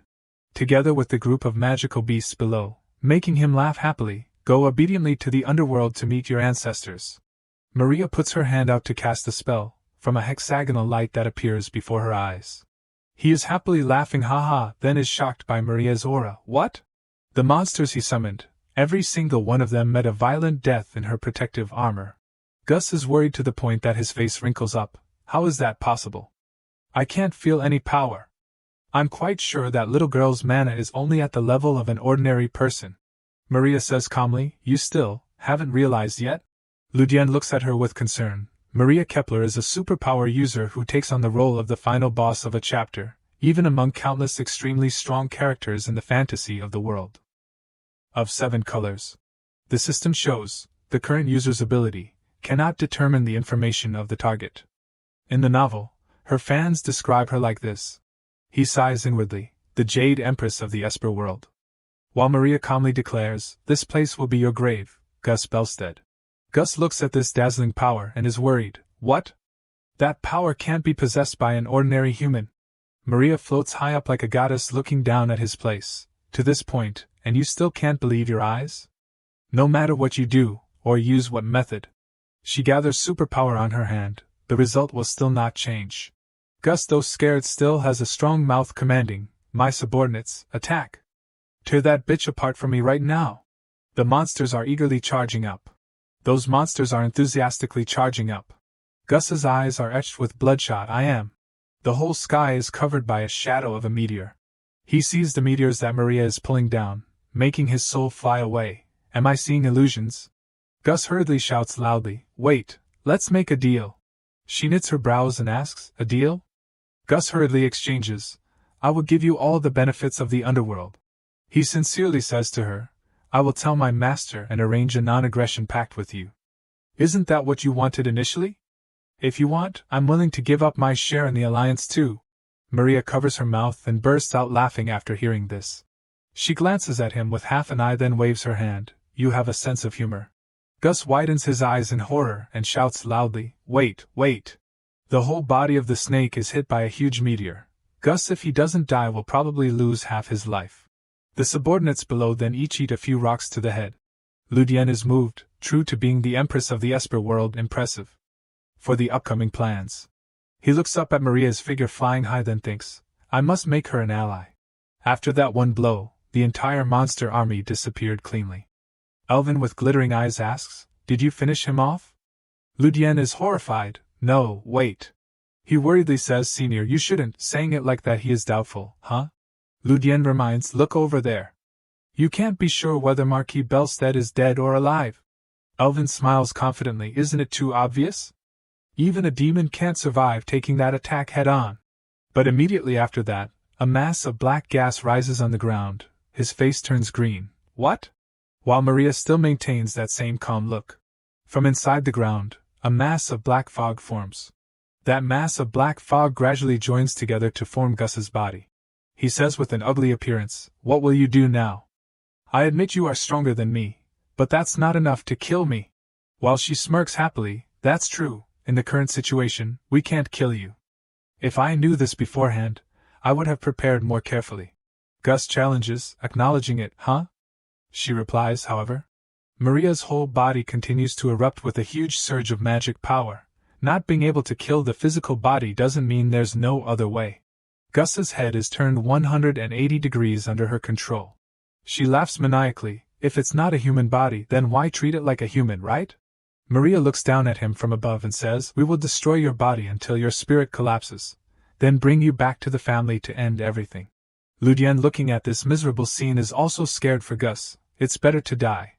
If I can't persuade her, I will probably be like that too." After a while of being tortured, that Gus actually starts laughing. Ignoring his distorted body, he still speaks up. "If I'm not mistaken, then that relic, its operating time is running out." He asks that. Gus continues to say, "Arbitrarily manipulating space is a privilege only for the gods. Tools always have limitations. You have a maximum of 10 minutes left." Maria's expression becomes uglier. The clock is now running low on energy. He happily cheers, "Looks like I guessed right. Because something happened to me, the master will definitely act soon." Maria worries in her heart, "What do I do? If his contract holder appears, even with my power, it won't be easy to deal with. It's not that there's no way, but handling the aftermath will be very difficult." Suddenly, Ludian's voice rings out, "So it's time for me to enter, huh?" Maria looks back in shock, "Huh?" Ludian slowly pulls out his sword and walks over, it seems like. He looks at her with excitement. "Now we have sat down at the negotiating table." Ludian calmly reminds, "I told you that you wouldn't be able to kill him." Maria still distrusts and says bluntly, "I'll say it again, I refuse your alliance proposal. It's not that I don't have a method to deal with him." He confidently bargains, "Then, how about this? I will withdraw the alliance proposal, and in exchange, you just listen to the conditions for an alliance." Then Ludian raises his finger, acting timid. "Moreover, because I'm a bit scared, add in that you won't harm me." Maria still looks at him with a cold face. His voice continues to ring out, "I know that you have other methods, Senior, but they won't be very pretty." Ludian smiles wryly, betting, "Right?" Maria is silent for a while, then speaks up, "Okay." She observes him from above. "I will at least listen to what else you have to say." Ludian happily agrees, a quick decision. There's no other choice. She glares with a murderous aura towards him. "As for you, be careful if you fail. Ludian pulls out his sword and says with a smile, Diablo. It trembles, humph, I know what you're going to say. It mumbles, you think I can't handle something trivial like that? He smiles coaxingly, of course not, I'm just asking to be sure. Gus stares as he holds the sword and walks closer. Ludian first uses his hand to grab his mouth, making him dazed. Then he uses magic power to transport Diablo, stabbing straight through him. What are you planning to do? Gus teases, by the way, you should know that I will not succumb to pain like this, understand? You should stop this meaningless thing. Suddenly his body trembles violently, his mouth spits out blood. Ludian calmly replies, as a mage, you should know methods to alleviate the pain, plus the excellent regeneration granted by immortality. Gus is in so much pain that he screams miserably. He smiles happily and swings his sword. Where is that haughty look now? Is it because you can't regenerate anymore? Maria, standing above, is also surprised. How? He is confidently radiant. According to the original story, the immortality granted by the minion contract has no method that can be broken, but the power of the demons can easily be nullified by higher level demons. Behind him is Diablo's shadow. Moreover, among the demons, Diablo has reached the pinnacle, in the name of the Seven Seats, the strongest demon lord. Ludian eagerly stabs the sword into Gus's body. With the immortality stopped, the regeneration ability is also blocked. Ah! He screams in pain, no! While he laughs loudly and exclaims, yes! His sword pierces through Gus's body and tears apart his magic circle. He wails in despair. The scene shifts along with the narration. Gus Bellstead, the one who lost in the inheritance war for the Count family, stepped onto the path of magic and reached the level enough to become a candidate for the position of the next master of the magic tower. But at some point, he began to tread in place, and was removed from the list to inherit the position of the next master of the magic tower. When exhausted by despair and impatience, a demon came to him, and in the end, he couldn't resist the temptation. After that, when becoming a puppet of the demon lord, he proceeded to destroy his whole family, and gradually rose to become the chairman. He became the main source of funding for the Empire's noble forces, and played the role of a bridge between them and the upper class. After defeating Gus, a surge of power is transmitted into Ludian's body. He knits his brows, thinking to himself, no matter how difficult the path of magic is, shaking hands with the demons is still unacceptable. Now that Gus is dead, the demons in the Empire will lose a lot of power. He narrows his eyes, thinking, mana +5.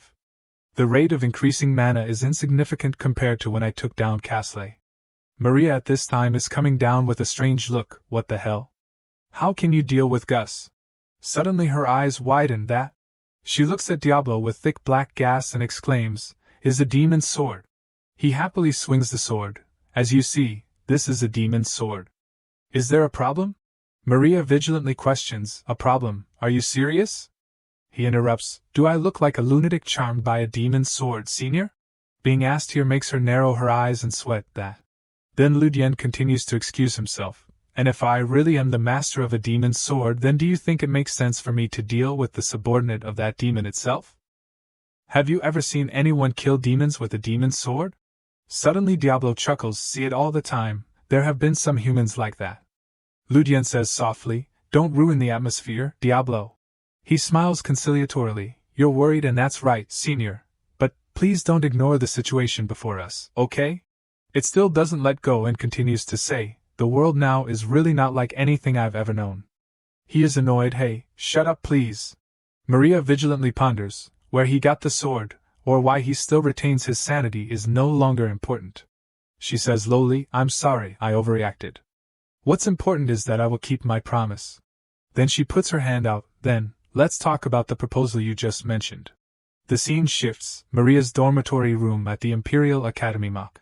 Maria sits on the table and solemnly says, I will introduce myself a bit. The next leader of the Empire of Espers, Maria Kepler.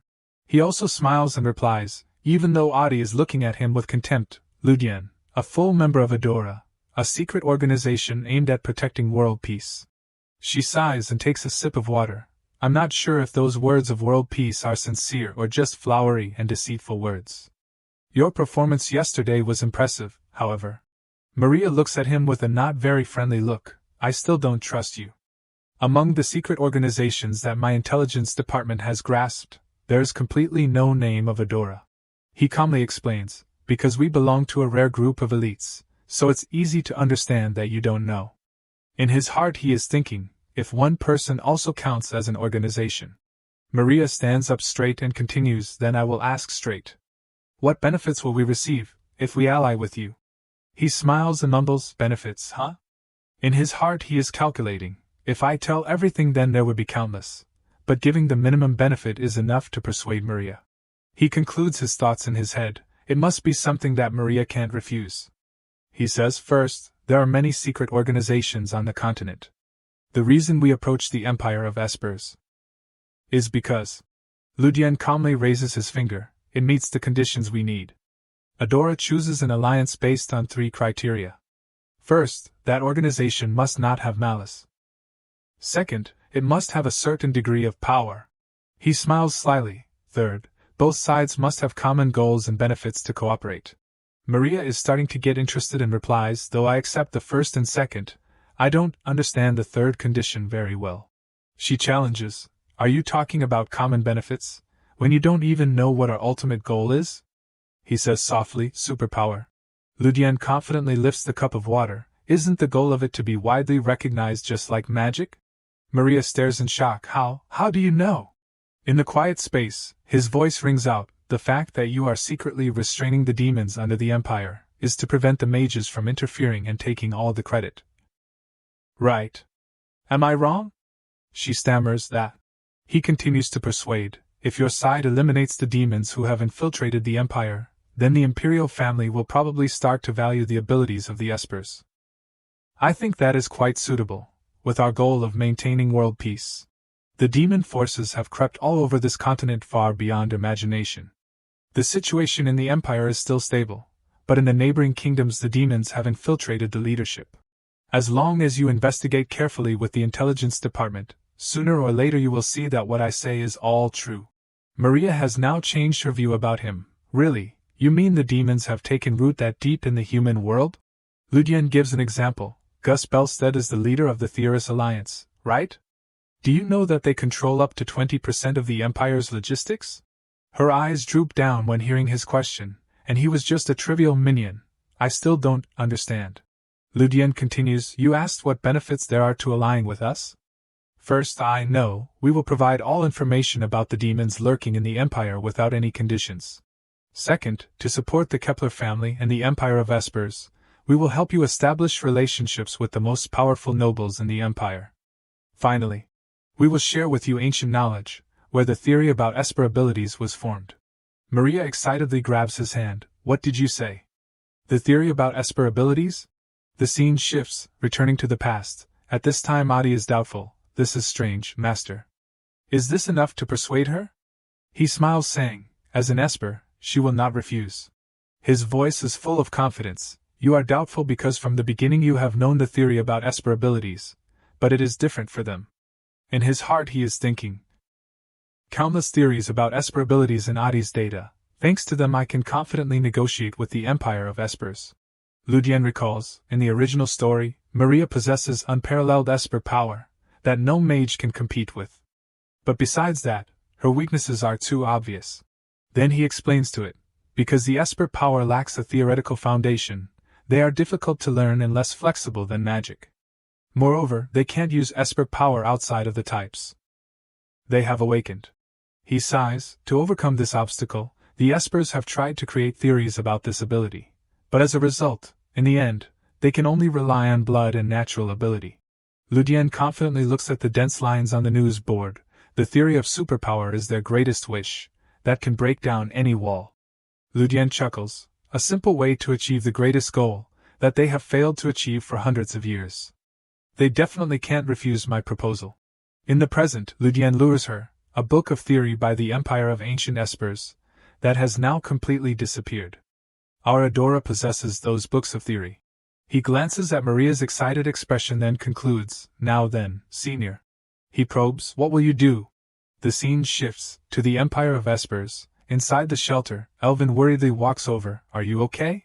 She doesn't turn back to look at him and replies, I'm fine, brother. Elvin is annoyed, that bastard Ludian, made everything messy like this.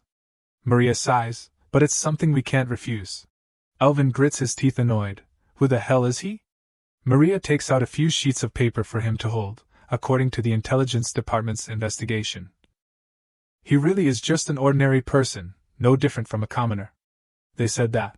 Elvin turns back in disbelief. Impossible. I've never heard of a person who can swing a demon sword so powerfully and still retain their sanity. Maria also says seriously, the only demon sword that has the ability to destroy immortality is a sword with a high-level demon sealed inside. With such a demon sword, an ordinary person would have lost their soul from the moment they picked it up. She wonders in her heart, who are Adora really?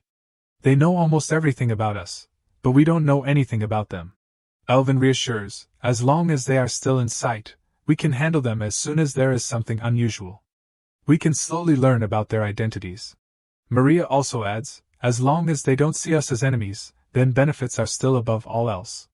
The important thing is whether what they are proposing to exchange for an alliance is really real. Her heart is in a mess thinking, information, relationships, knowledge, all are things that we crave so much.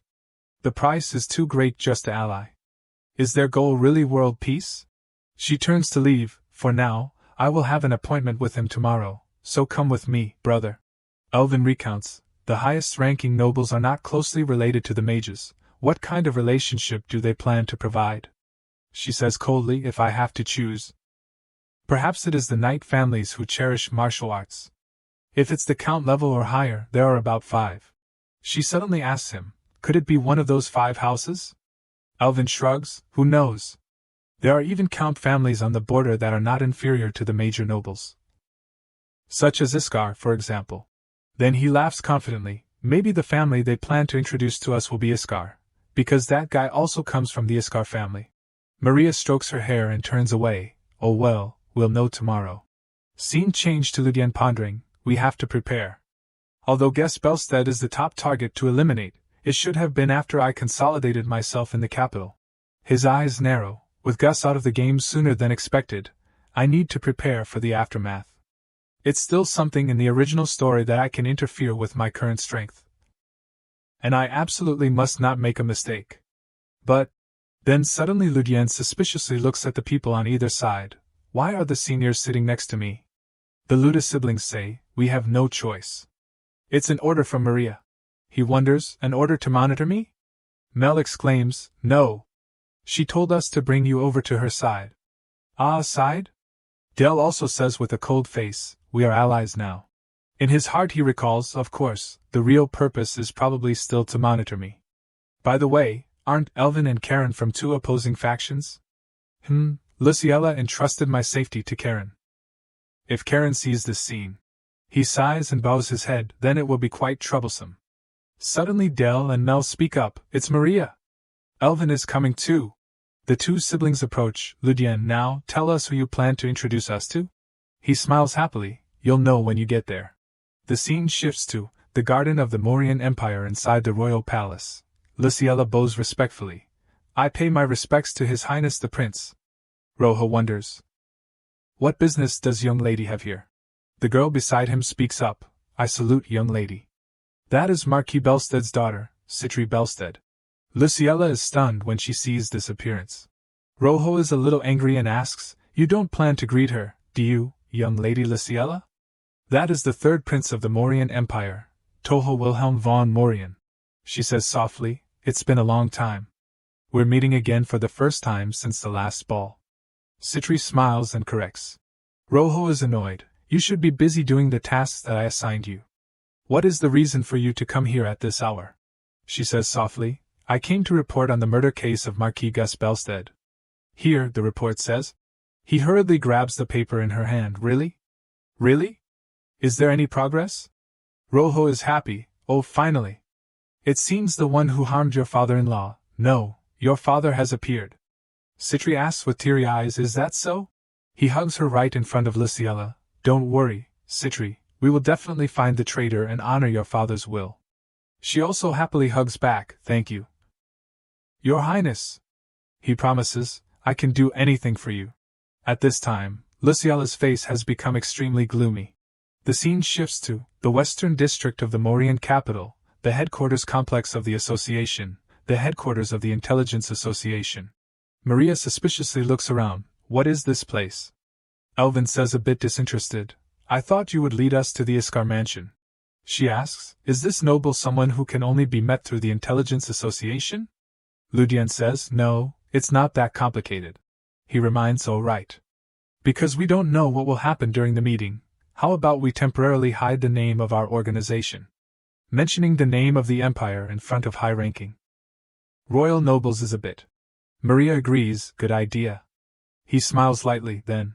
Ludian walks straight to the person and says loudly, please arrange a meeting with the president of the Intelligence Association. Elvin is shocked, the president? That person is wary, do you have an appointment in advance? He says, if you mention the name Ludian they will know. Please wait a moment, Mr. Ludian. A moment later, footsteps ring out in the hallway. That receptionist bows respectfully. I apologize for not recognizing our distinguished guest. The president is waiting for you. That person leads the way, please go this way.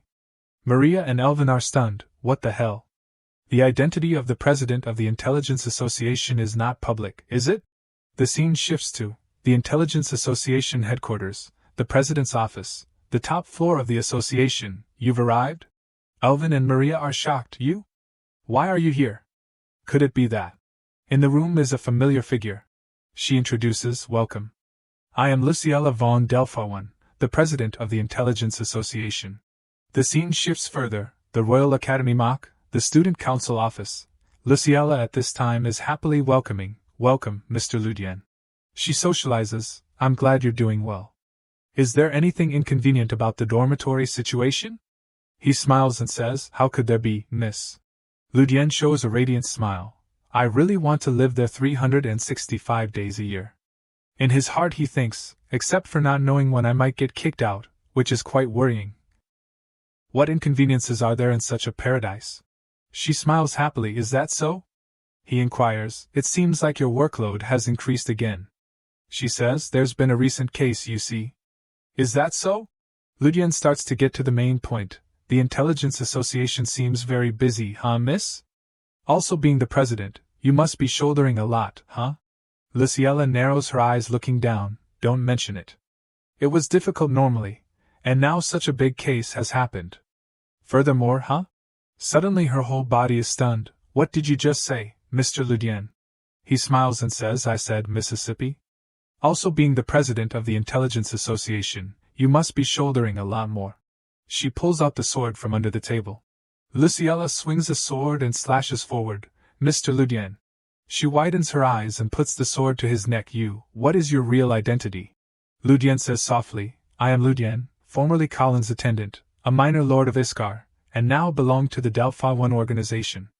But in his heart he is sweating all over. Damn it, who would have thought she would hide a weapon like this in her school desk?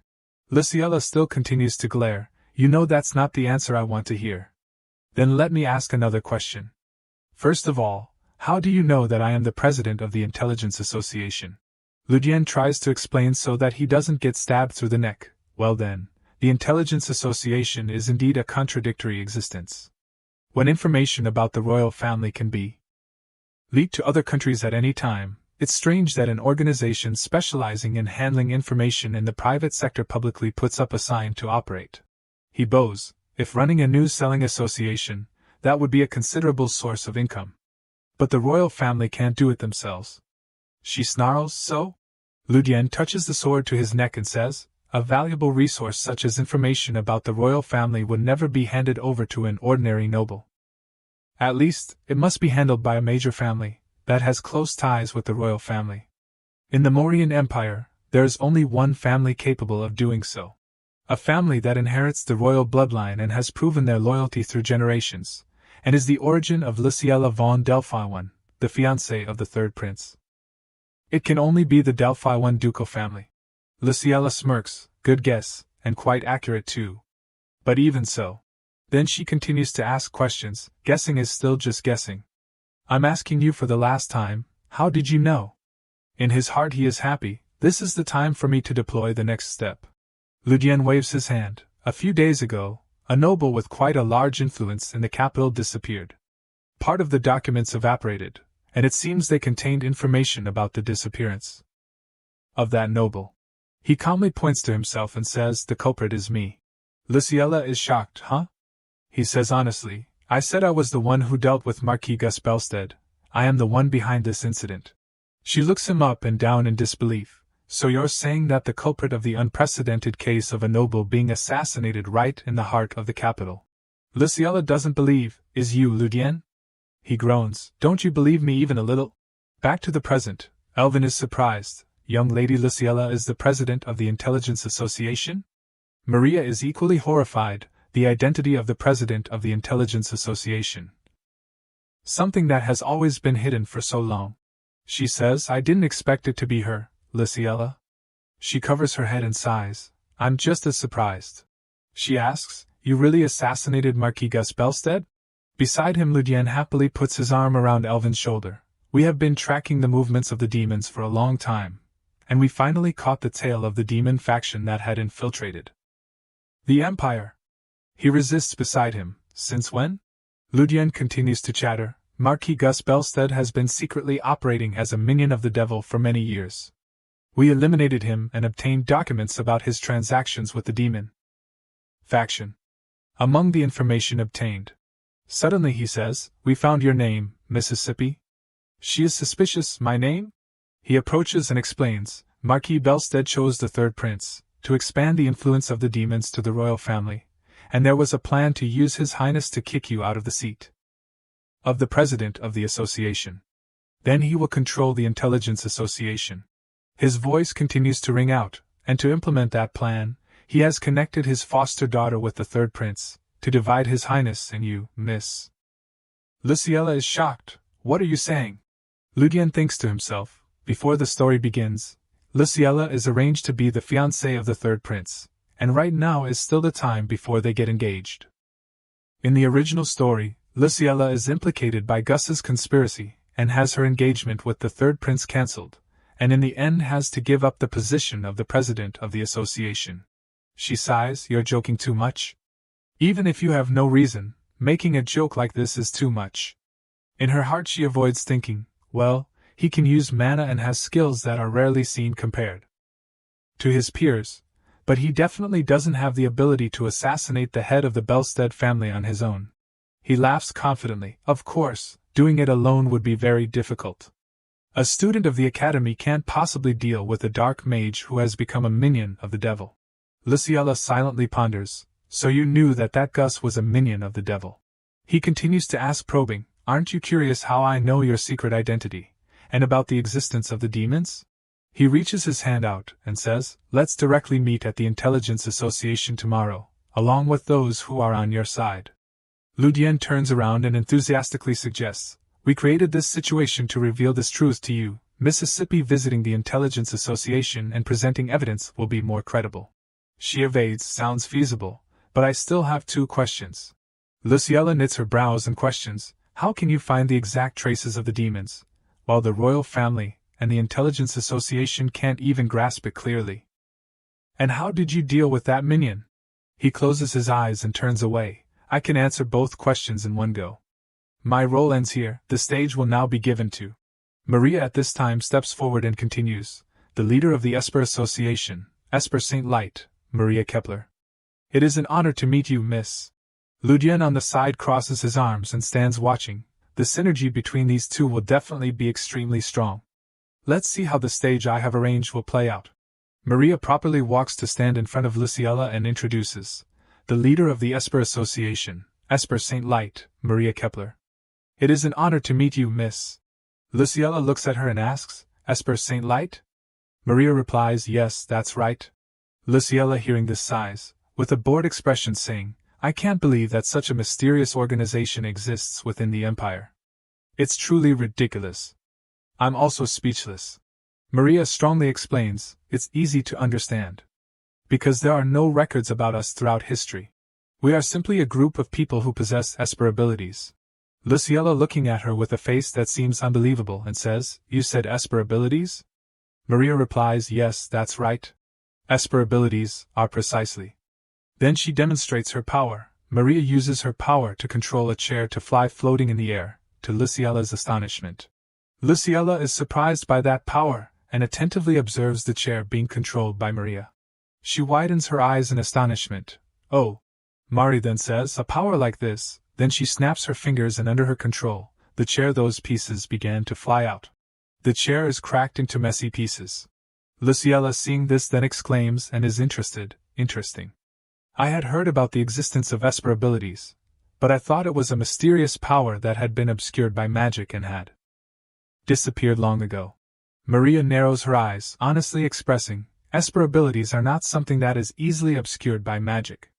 And that's right, we are the ones who hold that power. Luciella after hearing her say and bends down to pick up a rock under the ground and says, I understand. I didn't expect that one day I would actually see supernatural abilities that I thought only existed in fairy tales. Alright, consider that you used that esper ability to deal with Gus Bellstead. And if espers have formed an organization, it's also not too surprising that you found things that we missed.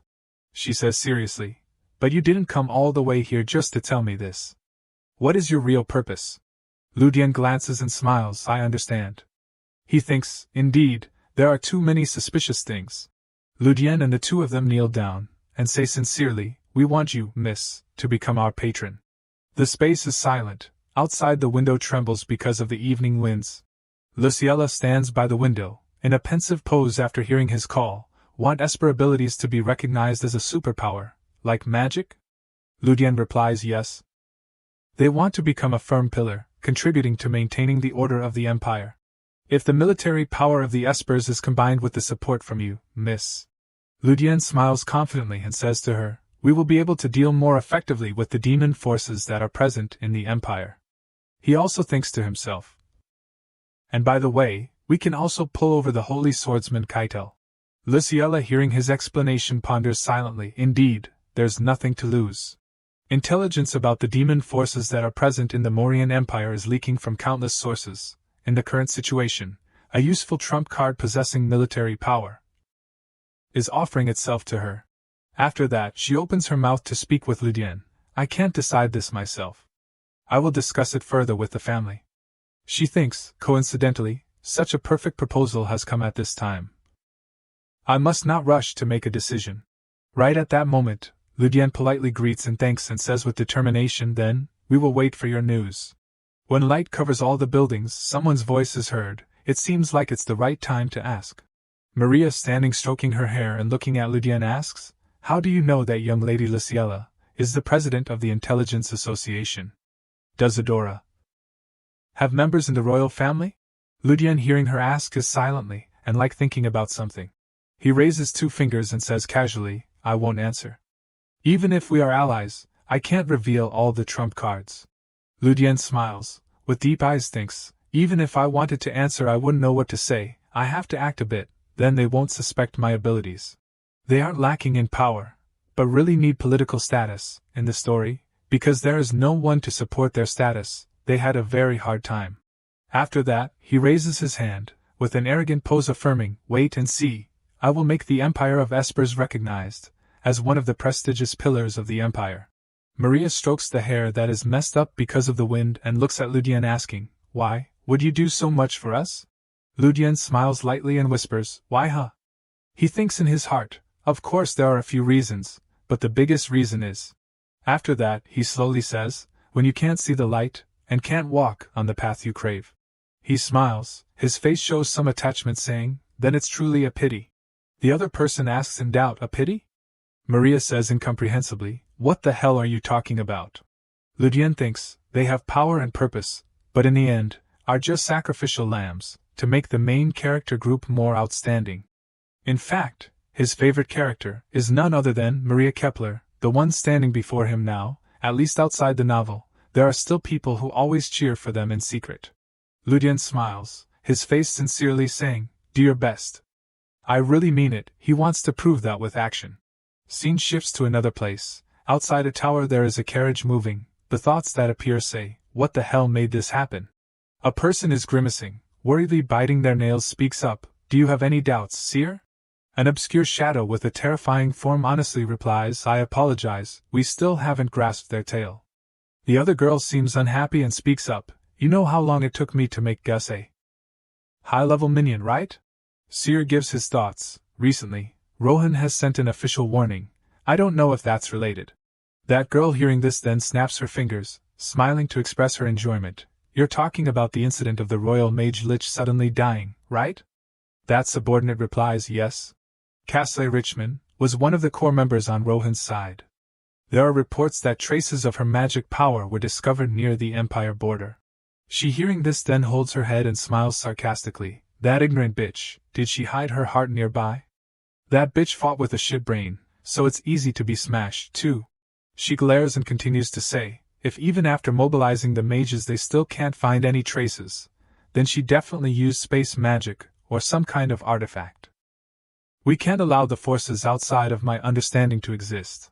Citri instructs her subordinate, remember to find out the traces of the enemy and report back to me.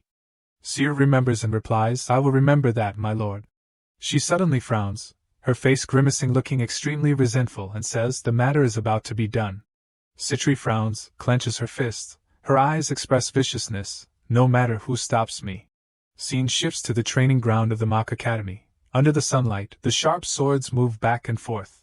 Ludian is practicing his sword and thinking, in the next year, at least before entering the main plot, I must reach the level of a master swordsman. While he is practicing, then behind him there are a few guys passing by and laughing, teasing him. Ludian, don't try too hard. If you're bored, try going to a ball or something. As a student, you're welcome everywhere. Ludian looks up, with a comfortable pose. Everyone's personality is not as bad as I thought. He thinks to himself, I had prepared myself to be discriminated against, but everyone is very good. I thought all nobles were like that idiot Colin, or is it because I have Luciella's backing? Suddenly, at that moment someone spoke from behind. Working hard, huh? Ludian turns to look and is surprised when seeing Elvin. He politely greets. Ah, I greet senior. He narrows his eyes, unhappily thinking, why did he come here? Did Maria send a message to me? Elvin walks to stand opposite him and asks, I heard you used mana when facing Karen, right? Ludian stuns and replies, ah. Elvin then continues, it's also not strange because you can also control the demon sword. Ludian says to Elvin, it seems there is a spy besides Senior Karen. Elvin is puzzled when hearing him say, he denies, no, Karen told me herself. Ludian is confused, huh? Elvin smiles happily and says, I bought her a dessert, and she confessed right away. Actually, my relationship with Karen isn't that bad. Elvin looks down at his hand and whispers, we were childhood friends, and when we were younger we even planned to get married. The reason we became distant was when I started to crave her position. He confides to Ludian, I can't let Maria, that child, take on everything alone. I followed this path to become a disciple of the Holy Swordsman, and win the Night Forces for Maria. After that, Elvin points at Ludian and continues, but if we receive the support of the Delphi One ducal family, then I don't need to become a disciple of the Holy Swordsman anymore. And the relationship between me and Karen will soon return to normal. I'm quite grateful for that. Seeing Elvin pointing at him, Ludian smiles awkwardly and says, is that so? Elvin continues, but besides that, you have many suspicious points. Controlling a demon sword, but your swordsmanship is unbelievably clumsy, and your skill in using the sword is extremely naive. Elvin takes out a sword and puts it on Ludian's body, his eyes seriously saying, I still can't trust you, Ludian. Ludian frowns, his face worried looking at Elvin. He thinks, what now? On the other side there are two people from the Esper Association standing, and in that there's one person standing on the podium, in front of 3 books, and says, Adora, huh? It's hard to trust with an unclear motive.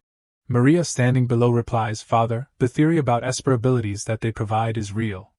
All the researchers agree that it is at a completely different level compared to what we are researching. It's as if it's the theory from a more advanced era.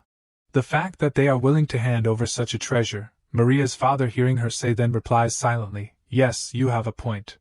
But among those who call themselves pursuing world peace, the person who steadfastly goes to the end, has never existed even one.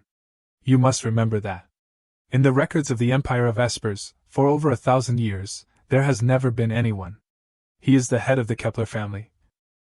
Mateusz Kepler. He asks her carefully, you have personally verified those records, right? Maria sighs, a little worried, saying yes, but she remembers Ludian's happy and generous face. Maria confusedly thinks, I don't think that expression is fake. After that, she quickly decides to report to her father. Starting a partnership with them is my responsibility. Therefore, as the leader of our organization, I believe that returning the favor we received is our moral obligation. Even if they really are the bad guys. Mateus hesitates and coughs a few times. Then he agrees to entrust the task to her. All right, if you are so determined, I will entrust everything related to Adora to you. Maria replies, thank you, father. But Mateus speaks up again, however, possessing such a theoretical system, but still. I find their motive for using the six-colored world very suspicious. His words make Maria sad and worried. The world of 7 colors talks about the dimensions that exist here and the 7 mythological artifacts that grant great power. Among them, the 6-colored world symbolizes esper abilities and is an artifact that allows for the use of powerful esper abilities. Elvin puts the sword to Ludian's neck and says, because of those contradictions, I can't trust you, Ludian. And above all, the deciding factor is that you knew about the 6-colored world that my family possessed.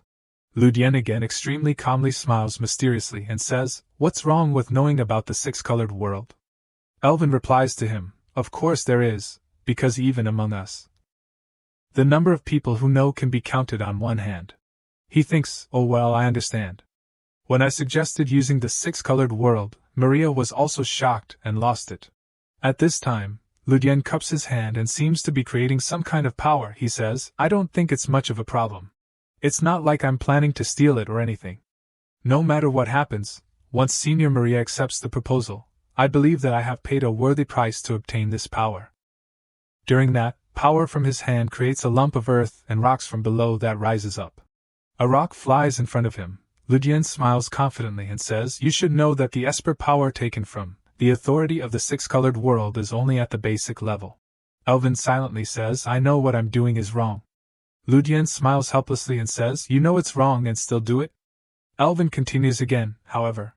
When you took all the magic books from Marquis Bellstead's study, we didn't think much and ignored it, because we thought we wouldn't need those books. But when seeing you take the esper power from the 6-colored world, I can feel that you are collecting different powers. He glares saying his guess, moreover, you know about my family and organization's situation in extremely detail. If I let everything happen, and let my family and organization get involved in your conspiracy, I'm worried that something very terrible will happen one day. Hearing those words, Ludian smiles, with dangerous eyes thinking, Elvin, who is willing to do anything for the organization, and has a tendency to pursue the big picture. Why not try to pull him over to become an ally? Ludian calmly says, indeed, just as you thought, I am collecting abilities. He thinks, I plan to collect all the powers possible in this world. Therefore, I must have as many companions as possible, like the main character Abel. After that, he resolutely persuades Elvin, I can prove my innocence and motive at the same time. Ludian touches the blade that is close to his neck and strongly says, if you supervise my every move, wouldn't you know more about me? Elvin is shocked when hearing him say, what are you saying? Ludian determinedly declares, I will actively prove that we are true allies. Wouldn't that be better than fighting here and breaking the alliance, right? Elvin sees that he makes sense, so agrees, all right, Ludian. Ludian's face is pleased and thinks, looks like I will have a reliable ally. Adi on the side and asks him, you mean a reliable slave, right? Elvin points at him and bluntly warns, as you said, I will monitor you closely, and if you do anything suspicious, I will not let it go. Ludian casually replies, okay, no problem. Ludian thinks to himself, well then, from my perspective here, I also don't plan to let you sit still. Scene shifts to a room. Ludian frowns, his face pensive looking at the scene before him. He says with annoyance, what is this? Elvin again calmly says, what do you mean? I'm also coming to live in the dormitory. Ludian puzzledly asks, the Academy's dormitory is a private room for one person, right? Elvin casually replies, unfortunately there are no more rooms, that's what they said. This room is big anyway, so there's still more than enough room for 2 people, right? Elvin with a serious pose says, your skill in using the sword is still at the elementary level. I'm not sure why you were able to awaken mana, but I can help you perfect your fighting posture in a short time. Ludian hearing him say that wonders, Signora? Elvin being suspected of his abilities gets annoyed and says, what do you mean by looking like that? I'm known as the best genius in the Academy. You know. Ludian also agrees, oh yeah. He carefully thinks, I forgot that because Maria is too outstanding, but he is a character who used to be the final boss for the first half of a chapter. He really is strong. The system displays, Elvin Kepler, 24 years old, esper prince species, human, agility, 24, strength, 22, endurance, 25, mana, 22, esper ability. 115, total combat ability, 4130. Ludian looks at the notification and calculates, thanks to the esper ability stat, even though the other basic stats are all at the level of an ordinary knight, his total combat ability is quite high. At this rate, he is not only better than Alex Huma, who I fought last time, but also surpasses Gus before being demonized. The system reports, Alex Huma, 145 years old. Commander of the Cooper Light Cavalry, Rohan Kingdom, strength, 23, agility, 30, endurance, 25, mana, 28, total combat ability, 3620. Gus von Bellstead, human. 53 years old, leader of the Theoris Alliance, high-level minion of the demon lord Asmodeus, subordinate of Nightmare, strength, 13, agility, 10, endurance, 18. Mana, 45, total combat ability, temporarily obtained immortality thanks to the minion contract. Ludian sees the information and is satisfied thinking, at Elvin's age now, he must be at the level of a monster. Elvin at this time again speaks up, but helping you practice the sword is just secondary. You are confidently saying that you can prove your reputation, but you are greatly mistaken if you think I will just stand by and watch. Ludian smiles happily and says, I'm really looking forward to your support, senior. He thinks, I also don't plan to let you just watch. After that, he sits down on the bed and says with interest, considering it from that direction then, I have a plan. Do you have enough trust and will you follow it? Elvin is stunned, a plan? Ludian smiles mysteriously and replies, with our current abilities, if we approach the demons, it's no different from looking for death. Then, Ludian points his hand at his forehead and says with certainty, we should find a protective helmet that will be sturdy enough, even if that tiger closes its mouth. Elvin is surprised when hearing him say, a protective helmet? Scene shifts to the Royal Academy mock, the student council office. The group of them arrive and Luciella seeing them then speaks up, you've finally arrived? She replies to them, in the name of Duke Vincent von Delphiwan, I agree to your proposal. If you devote yourselves to the safety of my family and the Empire, we will also be the foundation for your future. She glances and continues, and Elvin Kepler. Elvin replies, yes, Mississippi. Luciella says, now that we have formed an alliance, to provide proof of this alliance. Though it is truly a pity for Karen, but she will be Uncle Keidel's new student. Elvin is shocked and stands motionless when hearing her say, understood. While Ludian smiles triumphantly. After that, Luciella asks him, Ludian, what do you plan to do next? As soon as she finishes speaking, Ludian gets close to Luciella's face and says then. Luciella shyly asks, what? He gets close to her ear and says, Marquis Bellstead is a minion of the devil who uses magic power. A person like that actually gave his foster daughter to the third prince. Not a real daughter, but his foster daughter. Do you understand what that means? Luciella is silent and suspiciously asks, you want to say that she is also related to the demons? Ludian gives her a plan, let's try to find out if the Marquis' daughter is involved in the Theoris Alliance. If a new person rises to power, perhaps they will be closely related to her. Luciella puzzledly says, but a normal young lady taking on the important responsibilities in a trading company, it's too impossible.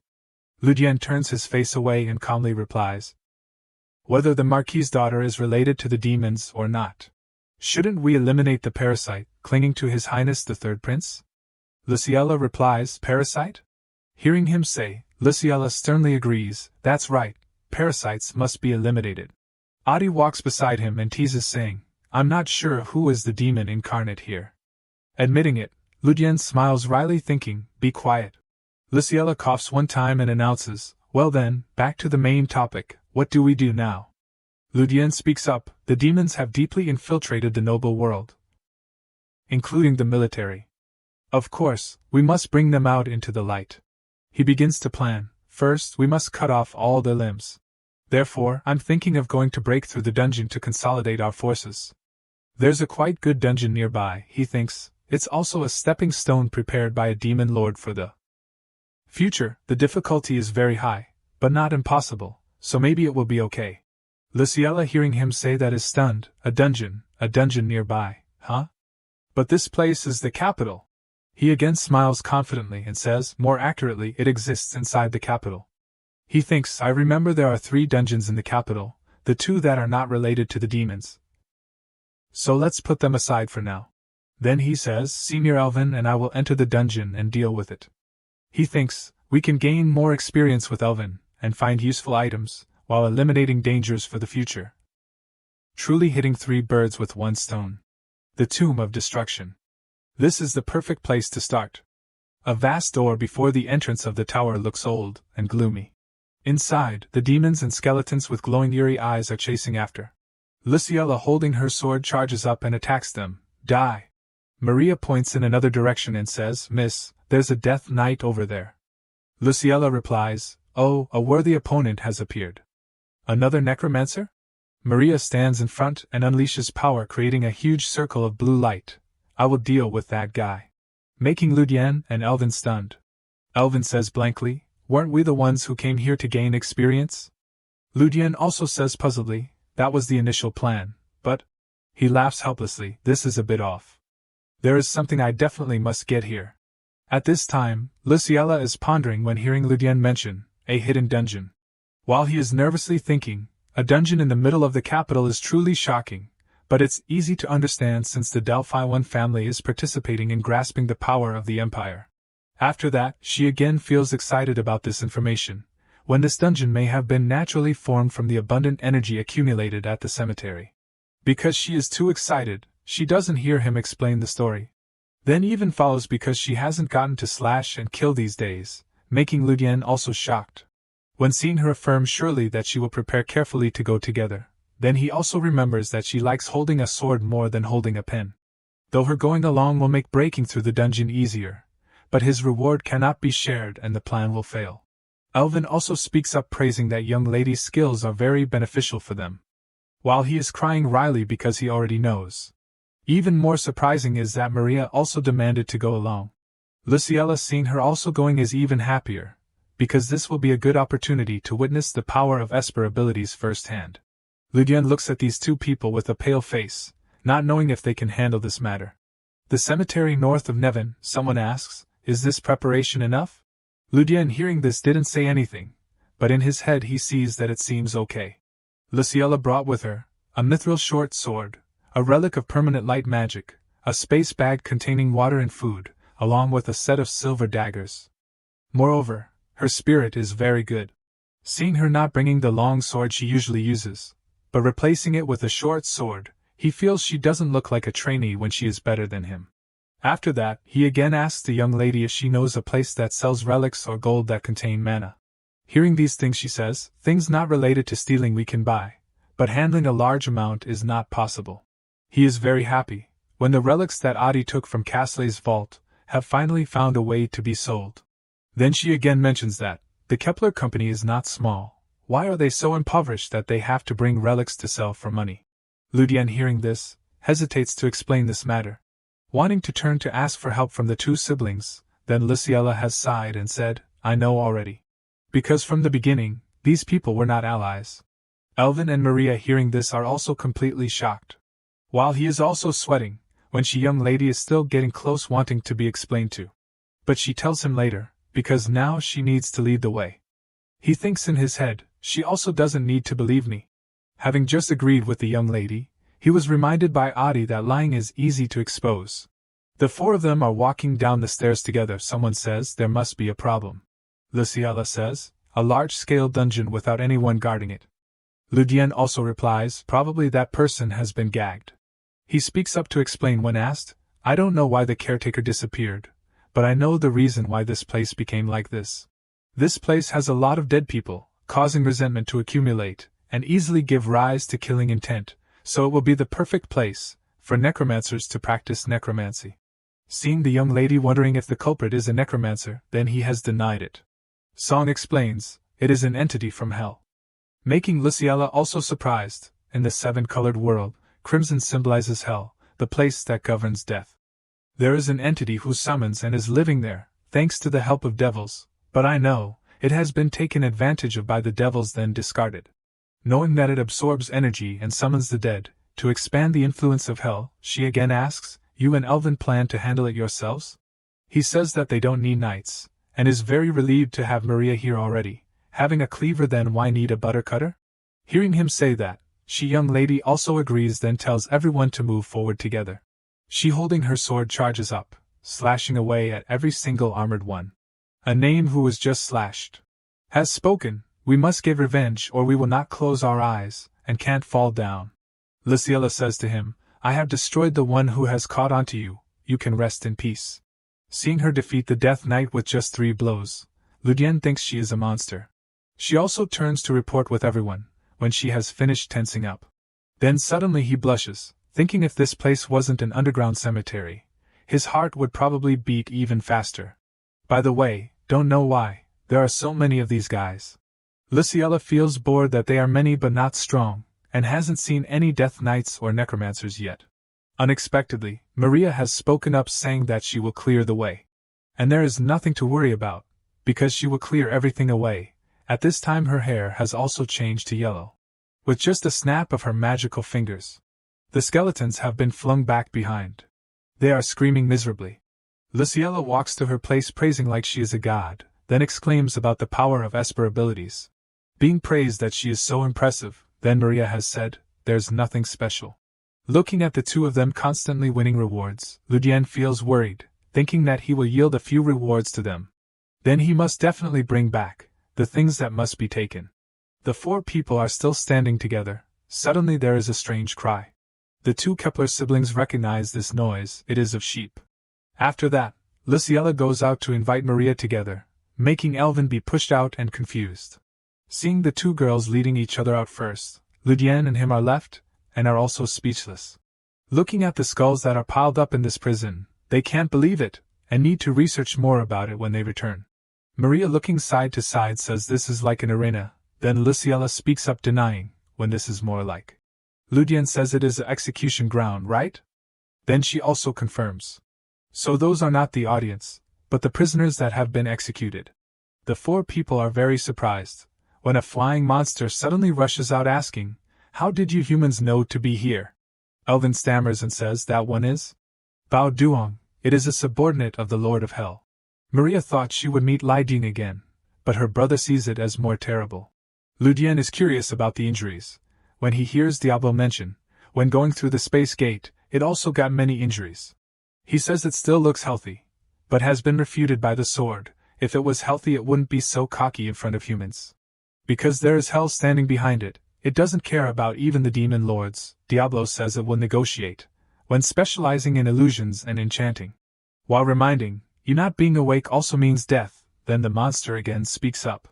It opens its mouth and shouts loudly, saying it will eat alive the 4 people here. Seeing that, Ludian then turns to ask, Diablo said it is good at cursing? When being exiled to hell is when it is strongest, he also realizes that at that time it will use every method to pull others along. In his head he also thinks of a plan, he must directly touch it, he must grab the part it is protecting. All 4 people have taken their weapons in hand, to fight face to face with the monster that is charging at them. It is growling very loudly, when it is towards them. Elvin speaks up to ask, that sword, just gliding it is enough to create a wound, right? Ludian has used up his mana, about to face against the heavy weapon of the monster. Maria has also used her magic to make a shield for him, from its blow. He has firmly held his sword, seeing the magic shield sees it is very good. When everyone has Maria's shield, the monster's blow has directly hit the magic shield. He is sure that he will be able to block it. Luciella at this time has also prepared to charge up to fight. Elvin too. These 2 people are charging towards the monster together. After that, it is each person one sword slash into its leg. She just gave it a slash, but her expression is still not worried at all. When taking damage like that, the monster screams in pain. Maria also says, it's not as strong as I thought. Ludian hearing this sees that it is because she is strong. Then again pleased, if only Elvin was going along, perhaps I would have to use Diablo's power, but in this situation, I probably don't need it. When seeing Dugo's information appear, he is also a bit scared. when his fighting power is up to 113,000. Maria sees that it is as strong as Confronting Bellstead when demonized, but its power is weakened. They need to finish this guy as quickly as possible. But there is a problem. She also points out it is like it is protecting something, also guessing there may be something. Looking at the gem flashing light, he also wonders what it is. He is worried because the original plot doesn't mention this thing, also guessing randomly when it doesn't emit magic power or spiritual power at all. Then sees Maria also having the same thought as him, when she says that they should just kill him first and find out later. On this side, Elvin is still using his power to go head-to-head with the monster. Seeing Luciella mentions Ziad like if she knew beforehand she would bring it, then Ludian is also surprised that she even named her sword. After that, he again sighs looking at Diablo, thinking he also doesn't have the right to judge anyone. At this time, he has firmly held it to charge up to the front. Diablo reminded me that if I get the chance, I'll aim for his heart, as his magic is also formidable. Ludian was confident in his victory after hearing the sword's guidance. And there was a very eye-catching scene of slashing through the monster's body. Yet, it felt natural, if he had the chance to use it. Ludian, Luciella, and Elvin were still working together to fight this monster, making it disoriented and resentful that it was wasting time killing rookies who weren't worth its time. Seeing it going crazy because it was imprisoned by demons and boasting that its holy body wouldn't let them destroy it, Diablo felt contempt, as it was just a servant of the King of Hell. Ludian shouted a warning for everyone not to attack head-on, knowing it would unleash a terrible curse before dying. Elvin understood, and Luciella also agreed. At this moment, he was standing still, wanting to end things quickly. Then, he used his power to strike forward. This guy's blade directly struck Elvin's shield. He was also trying his best to resist, then asked Ludian how they could deal with this guy's strength. Seeing his senior complain, he teased that they would have been defeated long ago if there were only two of them, which annoyed him greatly. The monster became extremely angry, thinking it would be better if the shield wasn't on him. But then he looked elsewhere, as if sensing something. He raised his blade towards Maria, blaming her, intending to use all his power to defeat her. Then Ludian spoke up, saying they wouldn't let him act freely, causing him to stop, because he used his sword to deliver a fatal blow. Its body was currently in pain. Then it knelt down, dropping its weapon and creating a significant tremor. He glanced at it, seeing that it was time to finish it. But it was still resentful, wishing it had more time. He turned to tell his seniors to defeat it while it was weak to prevent it from recovering, but Elvin was shocked that he called that weak. He then gave a very sinister smile, saying he wouldn't have such a pathetic end. Normally, he would be kicked out of hell for this, so even if it cost him everything, he wouldn't forgive those who insulted him. He wanted them and those evil demons to pay the price and witness the collapse, and as he said this, he unleashed his power. Ludian's expression turned serious, not understanding anything, as he kept mentioning demons. This guy threw away the weapon in his hand. The blade hit the pile of skulls, scattering them. Luciella and Elvin didn't understand what he wanted, or if he was giving up. But he was still laughing madly. Maria and her brother looked very confused. Then he raised his large hand and punched himself in the chest, confusing Luciella, wondering why he was hurting himself. Maria frantically warned, realizing that he was using his life to break his limits, then using magic to increase his magic armor, and everyone else's. The four of them were floating in the air, observing in shock. Elvin realized that he was releasing the curse. This guy said to someone, "I will offer my life and magical power, everything I have, to you. Please listen to the plea from this sinful goat, calling upon the God who reigns over the constellations." Ludian wondered about the name of the god, but wait. The original story where this guy appeared was the war with the alien race, Chapter 3, the battle between the stars. Even though Baphomet didn't have a big role, he should have realized this from Chapter 3. And he was even more tense knowing that he was related to those aliens, or a skill to summon something similar. Looking at the crazy goat constantly yelling at the black gem, "Please appear and descend upon this place." At this time, the gem also emitted a strange energy. The four of them also had to resist, with the terrifying power that was radiating. Ludian was panicking, because they were about to die. Diablo recognized the danger, as he was using dirty tricks, and she wondered what it was. The sword explained that summoning gods was extremely difficult, but the Lord of the Aliens was in the same dimension as them, and said that this bastard was summoning one of them. Those creatures are not related to this planet, so as soon as they are summoned, they will destroy everything, so they need to be stopped immediately. He felt tense, because even Diablo saw that there was a problem, so this must be terrible. Once he was sure, the monster spoke up, "Show your face and come here quickly." Elvin and Luciella were also a little scared, having never seen this terrifying power before. Maria became serious. They couldn't let that ball exist, so from now on she wouldn't hold back her power. Ludian stopped her, because the thing that needed to be stopped now was that goat. If handled incorrectly, the ball would explode, and the goat laughed madly, telling them it was too late. Killing him wouldn't help. He even provoked them, and wanted all four of them to see what the result would be when it exceeded the limits of control. Maria did her best to support Baka with her brother. If the summoned entity arrived, she wouldn't be able to handle it either. Knowing that the explosion could destroy the capital, but they still had to stop it, otherwise not just the empire but the entire continent would be wiped out, Ludian called out to his senior, telling her that this continent would not easily collapse. She shouted, telling him to look at the situation. Now was not the time to joke. Now he would do it.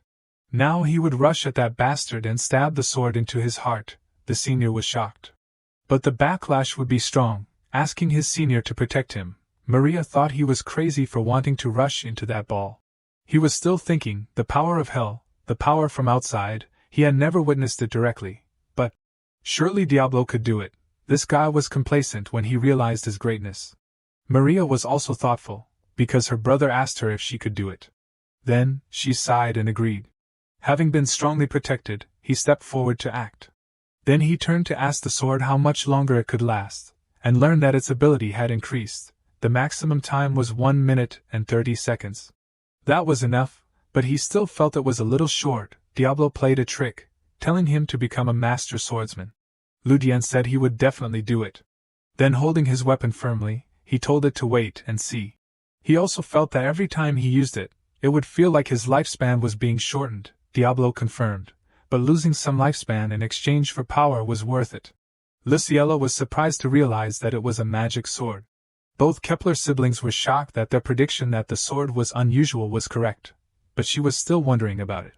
But she had to be surprised again, when the other two knew that Ludian had a magic sword. He, on the other hand, had struck the large ball directly. As he trembled, wanting to put more power into it, he thought again that at this level, Maria's magic was still strong enough to withstand it. Then, he changed the direction of the sword. Then slashed the ball. The crazy goat was revealed at this time. He was surprised that he had cut through the magic shield with just one slash. But more importantly, this energy. A larger monster appeared, which was the manifestation of Diablo, asking if the goat knew who he was. Hearing him say that he was sealed by the archangels in the final battle, he knew that he was also an ancient god, and asked if the goat was there when the seal took place. Ludian also landed on the ground, hearing Diablo say, "Then I can't be lenient." The crazy goat was enduring the power from his slash. The finishing magic was used on his head, when he still couldn't accept the truth. Diablo spoke up, "Go back to hell, and tell them I said hello." The goat's gem also gradually became clean again. And he was also exhausted and couldn't shout anymore. Ludian felt uneasy even after finishing, because Adi's ability was to absorb magic. But if Diablo also received it, he would be a little worried. He looked at the place where the monster disappeared. Its gem also slowly cracked. Then it fell and shattered. As he sighed in relief, because it was over. Then Diablo said not quite, there was still this monster. Ludian was surprised. Then looked up, with a gray expression. His teammates outside also couldn't believe it, seeing this. The monster's eyes looked at them, but didn't speak. It raised its disgusting hand towards where Ludian was standing. He panicked, not knowing what was happening.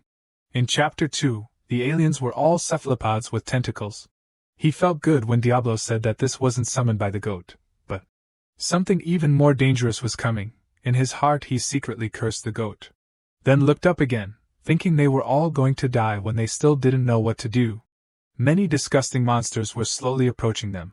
One opened its mouth to speak, but wasn't saying anything.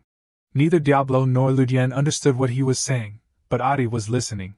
Then translating for them that they didn't want to fight, he wondered how the artificial intelligence understood what he was saying. It was very angry, because its master said it looked like an alien, and had eyes and tentacles.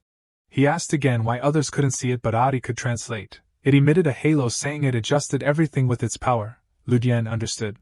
He wanted it to ask them if they could change their form, because he remembered that they could transform into humans. Adi obeyed its master's orders, flying up to communicate with the leader. The two sides communicated with a unique language. Adi also flew down to report back. Hearing that he could, because this wasn't his true form, Ludian was quite happy. The transformation of the monster was being performed. In the presence of the group of four, a human appeared, complaining that this language was difficult to learn. This kid found it quite interesting to see the chosen one, the sealed one, and the one who was dragged along. Then stepped forward to introduce himself. I'm Yev. I suggest following Ludian for a while, telling him to just understand it that way. Elvin, Luciella, and Maria looked at the girl with surprise. Even Ludian felt confused. Everyone was confused, after hearing what she said. He thought it was confusing. The name she said didn't resemble any alien species or god with this name. Diablo spoke up, saying that he had lived for a long time and still didn't know all the names of the gods in the universe, and was sure that this thing wasn't present in the Great Demon War, and Ludian wondered what was wrong, and the sword said that its position was frighteningly high. Not at all inferior to him, maybe even far exceeding him, which shocked him, and felt like he was going crazy, because it was so strong that Diablo was wary. Looking at the girl in front of him, he thought, anyway, that entity came from an alien world, not a different world. But worried about his plan for so long, it was an uncontrollable variable, afraid that such an entity wanted to follow him. Diablo reassured him, if it caused trouble, the heavenly realm would have intervened, they must be scratching their heads to deal with it. He complained that it was a strange experience for a demon to have to pity those in the heavenly realm, and he thought that was right. Ludian turned when he heard Maria speak. Considering that the demon race and everywhere else were quiet, the black crystal had become a solid shield. The violence will hide until its strength recovers, so they must have put a lot of effort into creating this shield. He listened to the explanation and was thoughtful. The soul of the landlord is a clue leading to the power of the dark world in the seven-colored world, although it is not clearly described as what, but Abel defeated the violence and obtained the soul of the dark world, so it is this crystal. Ludian cried. Well, he had to endure it. He used mana to take the goat's blade, pulling it out of the pile of skulls, then casting some kind of power on the blade, then approaching and ordering it to shrink. At this time, it had turned into a sword that fit his hand. Ludian took it easily, then going to Elvin, while praising it and telling his senior to use it well. The blade alone is enough to resist the halo, and it can also be adjusted, a high-end treasure from the underworld, and it is also integrated with defensive capabilities. The senior was flustered knowing that this was a magic sword, asking if it was okay for him to receive this. Ludian and Maria explained why they didn't need it. Elvin looked elsewhere. Luciella reluctantly said that she had a favorite sword at home, telling him to take it. When confirmed, she nodded. Ludian thought, even if he didn't get the spirit of violence, this wouldn't harm him. Even though all the mana has gone through the refining process, the power that the violence accumulated must be immense. Looking at his stats increased. It is equivalent to a high-level mage, or a top professional knight. Luciella and he both saw that now there was one last problem. What should they do with this girl? Yev looked at their group, not understanding anything. Looking around, Luciella went to ask again about the fact that she would follow Ludian for a while. She said she would arrange accommodation and a fake identity for this person, but, still wondering who Yev was, how powerful she was, and why she chose Ludian among everyone, it was all a mystery. But the most worrying thing was her strange indifferent attitude, like a predator who was not interested in fighting. Seeing the young lady hesitating, he went to her, asking Yev directly why she wanted to follow him. He was speechless when she replied that he looked interesting. Looking at the sword, he remembered that Diablo had said something before. But what do the divine entities from higher dimensions think when they look down on everyone? Then, feeling that the answer wasn't too bad, among the gods who appear in the final chapter, there are those who descend to earth just for fun. He leaned down to ask her if she intended to interfere with what he was about to do, and was denied. Hearing Yev say it was troublesome, Ludian was terrified. He wanted to ask what she meant, but was cut off.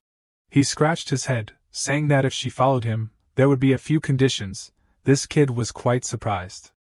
First, she must not use her power without his permission. The other three agreed with the condition. Second, she must not let anyone know she is here so that no one discovers her power. She also understood to hide completely. He was worried about her position, which could attract attention from alien civilizations, then the plan would fall apart. After thinking for a while, she agreed. He felt very good, then gave the last condition. On the other side, there was a guy who was very angry asking who the guy who looked like him was. The subordinate was begging for forgiveness, saying that the violence barrier was too strong. It took him a while to find out the situation. He was still angry, wanting to know who dared to do that, and was told that according to official documents, it was young Lady Luciella. But, hearing that, he was even more contemptuous, not believing that she could defeat it, while she was still young. This guy was furious, thinking that the information about violence being leaked was one thing, but the problem was not knowing that it had been destroyed. Then asked again who killed it, and the consequences should have been to devastate at least one capital. The subordinate said he was investigating and needed more time. But this man turned to ask someone, "Have you not dealt with Luciella yet?" Asmodeus, when he mentioned her, was still very relaxed. Reproaching him for blaming her, their target was not her, but the third prince. Also admitting that she was a threat, but he said that interfering with Luciella's affairs would be a big trouble. And more importantly, they needed to find out how violence was defeated. This guy said vaguely that her resources had been confirmed for a long time. The two of them realized that she couldn't handle all this alone, and were sure that someone was behind her support. She also confirmed with a very sinister look, guessing if it was those bastards who always interfered with their affairs. Eligos was still very angry, because he had mobilized his forces but still had no clue. Asmodeus reassured him, seeing that the plan he had come up with was not bad. He wanted when violence gradually recovered its strength, they would take it back immediately. She wondered if it was intentional or coincidental. This guy shouted that it was coincidental, because if they knew the plan, they would never ignore other things to destroy violence first. She thought he was right, as she had always been Luciella's rival, but as long as she was in contact with people of unknown origin who kept causing trouble for them. Then the daughter of Count Bellstead, Citri Bellstead, Asmodeus would not let Luciella off, and would try to attack those around her. The main gate of the mock royal academy.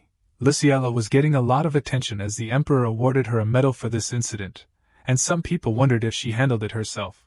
Ludian and Elvin stood watching as she became famous. He asked his senior if he was jealous.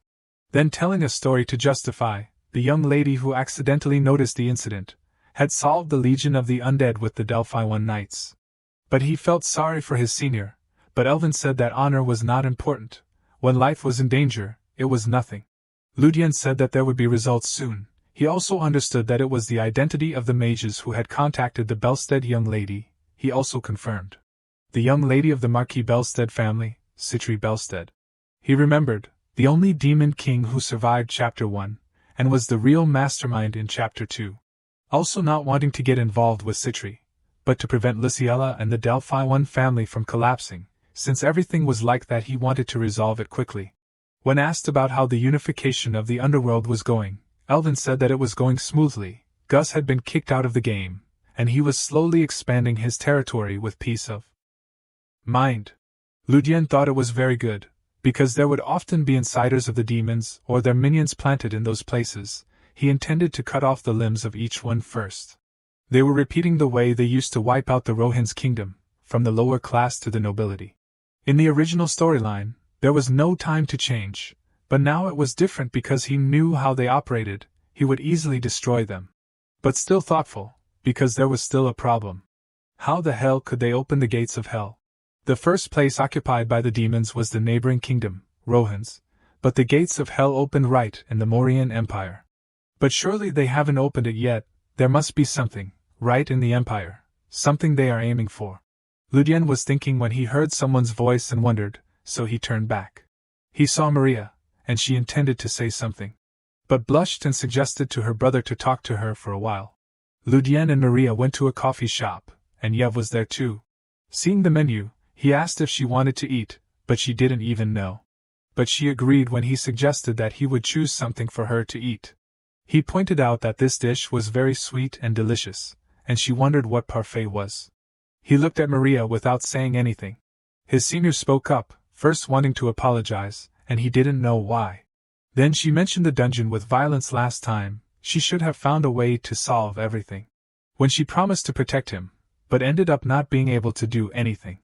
Ludian mumbled about that matter, thinking that if it wasn't for her shield, he wouldn't have been able to touch a hair on Violence. Feeling that Maria's trust was damaged through this fight, and she was taking all the blame. If that hadn't happened, an undefined variable, Yev was still enjoying her delicious ice cream. Ludian held a cup of tea, not expecting his sister to be so pessimistic, when nothing was wrong.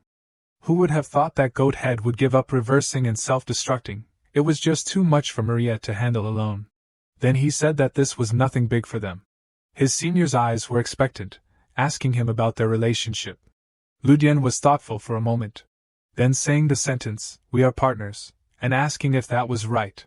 Maria asked again if they were partners, and he confirmed that it was like brothers who go through life and death together. She blushed in sadness, thoughtful and silent. He realized his sister's confusion, knowing that Maria always had to lead everyone, but maybe she never had a partner who could stand by her side. Then he asked if she always carried everything alone, even the Violence used all its power, she could handle it herself. Being so strong, so when problems arise it's understandable if she wants to solve them alone. Maria just sat and listened silently. He still told that at first when they worked together to deal with the undead, it was better, because they were easy to handle even when she used all her power. But Violence was different, from the moment he tried to self-destruct. He had to take responsibility and destroy the consequences left behind. After his brother told her everything, saying that he thought like that, Maria also thought he was right. Ludian said straight out that it was an extremely arrogant thought. She was surprised when he said arrogant. And he confirmed it again, thinking in this world, thinking like that wasn't arrogant. Maria felt silent, when Ludian hit the bullseye, when she never had a friend, or a real companion, because she always carried everything and endured everything. She must have been fighting alone all this time. Standing at the top of the psychic empire, she was a lonely queen.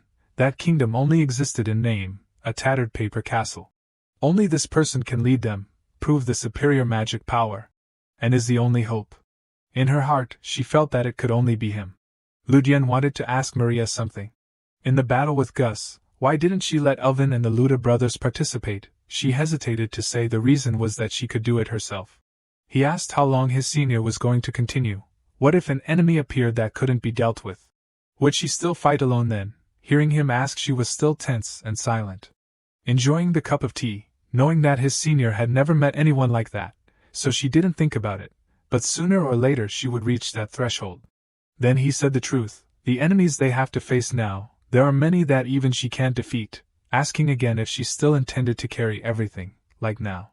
Because he knew that the enemies weren't just demons, in the main part of the story they were nothing, even if Maria reached a complete state, she would also reach the limit.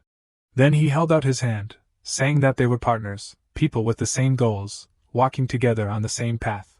Not everyone in the group has the same skills, even if there are shortcomings, everyone must move forward together. He told Maria that she could shout loudly when she was in a hurry, and frown every time she was upset. Anyway, a partner is someone you can rely on when things get difficult, and always be there when you're angry. Maria spoke up asking if that was true. When there are times when you want to complain, want to be comforted, and sometimes just want to go somewhere together. Ludian remembered in the moment of opening up to Abel, these were the words that a fragile and desperate Maria had said to him, yet he was saying to his senior that this was what partners were for. She rubbed her hands, hearing him give an example. If she possessed such a powerful ability, there would still be a teammate willing to help. And he was certain to guarantee that. Maria didn't know how, but his words moved her. Then suggesting that instead of calling each other partners, friends would sound better. She shyly said, not just partners, but let's be friends. Ludian blushed and agreed when she said that. His senior added, they wouldn't be in the same line, but they would be friends until they were still allies. He hadn't replied yet. After that, she happily mentioned the word friend. Taking Maria's hand, she excitedly said, let's be friends. And she was very warm, wanting to rely on this younger brother. Actually, the reason she came here to apologize was just to comfort herself and strengthen her resolve. If she stood up now and went home, she would continue to live and carry everything as before. But at least when she was having a hard time or tired, she hoped he could listen to her complain, and vice versa. He could also rely on her, just looking at her. She was highly respected in the organization. Ludian smiled, of course, friends after all, but you. Aren't you respected for your abilities? Can I really trust you? Maria raised her fist, wanting to die early?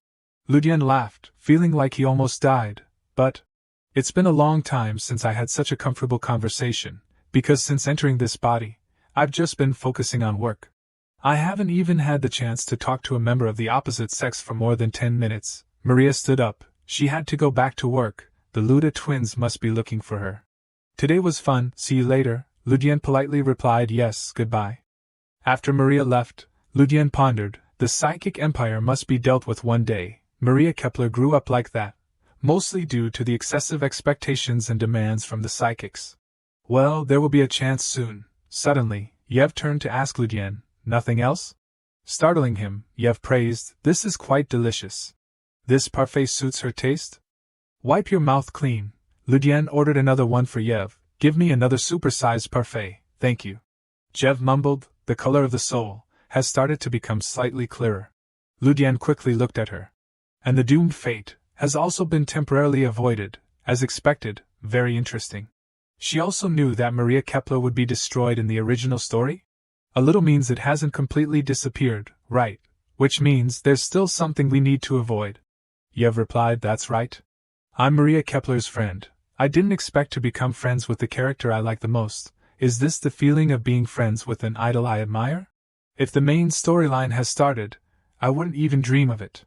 In Chapter 1, when the Empire fell into chaos due to the demons, Maria Kepler, who had completed the succession process to reach the pinnacle of a true psychic, put aside her emotions for the rebirth of the psychic empire, and possessed military power strong enough to overthrow a medium-sized nation. But when she fell into Asmodeus' trap, the psychics, starting with the mages, eventually suffered discrimination and brutal oppression throughout the empire. And then, only after the final battle with Abel Ristine did she open her heart again. Ludian told himself he wouldn't let that happen again. 3 demon kings had infiltrated the empire under the guise of nobles. Eligos was already known to be clueless in the original story, so he didn't need to pay attention to him yet, and Marba was of course still outside the capital because he had to maintain his fake identity.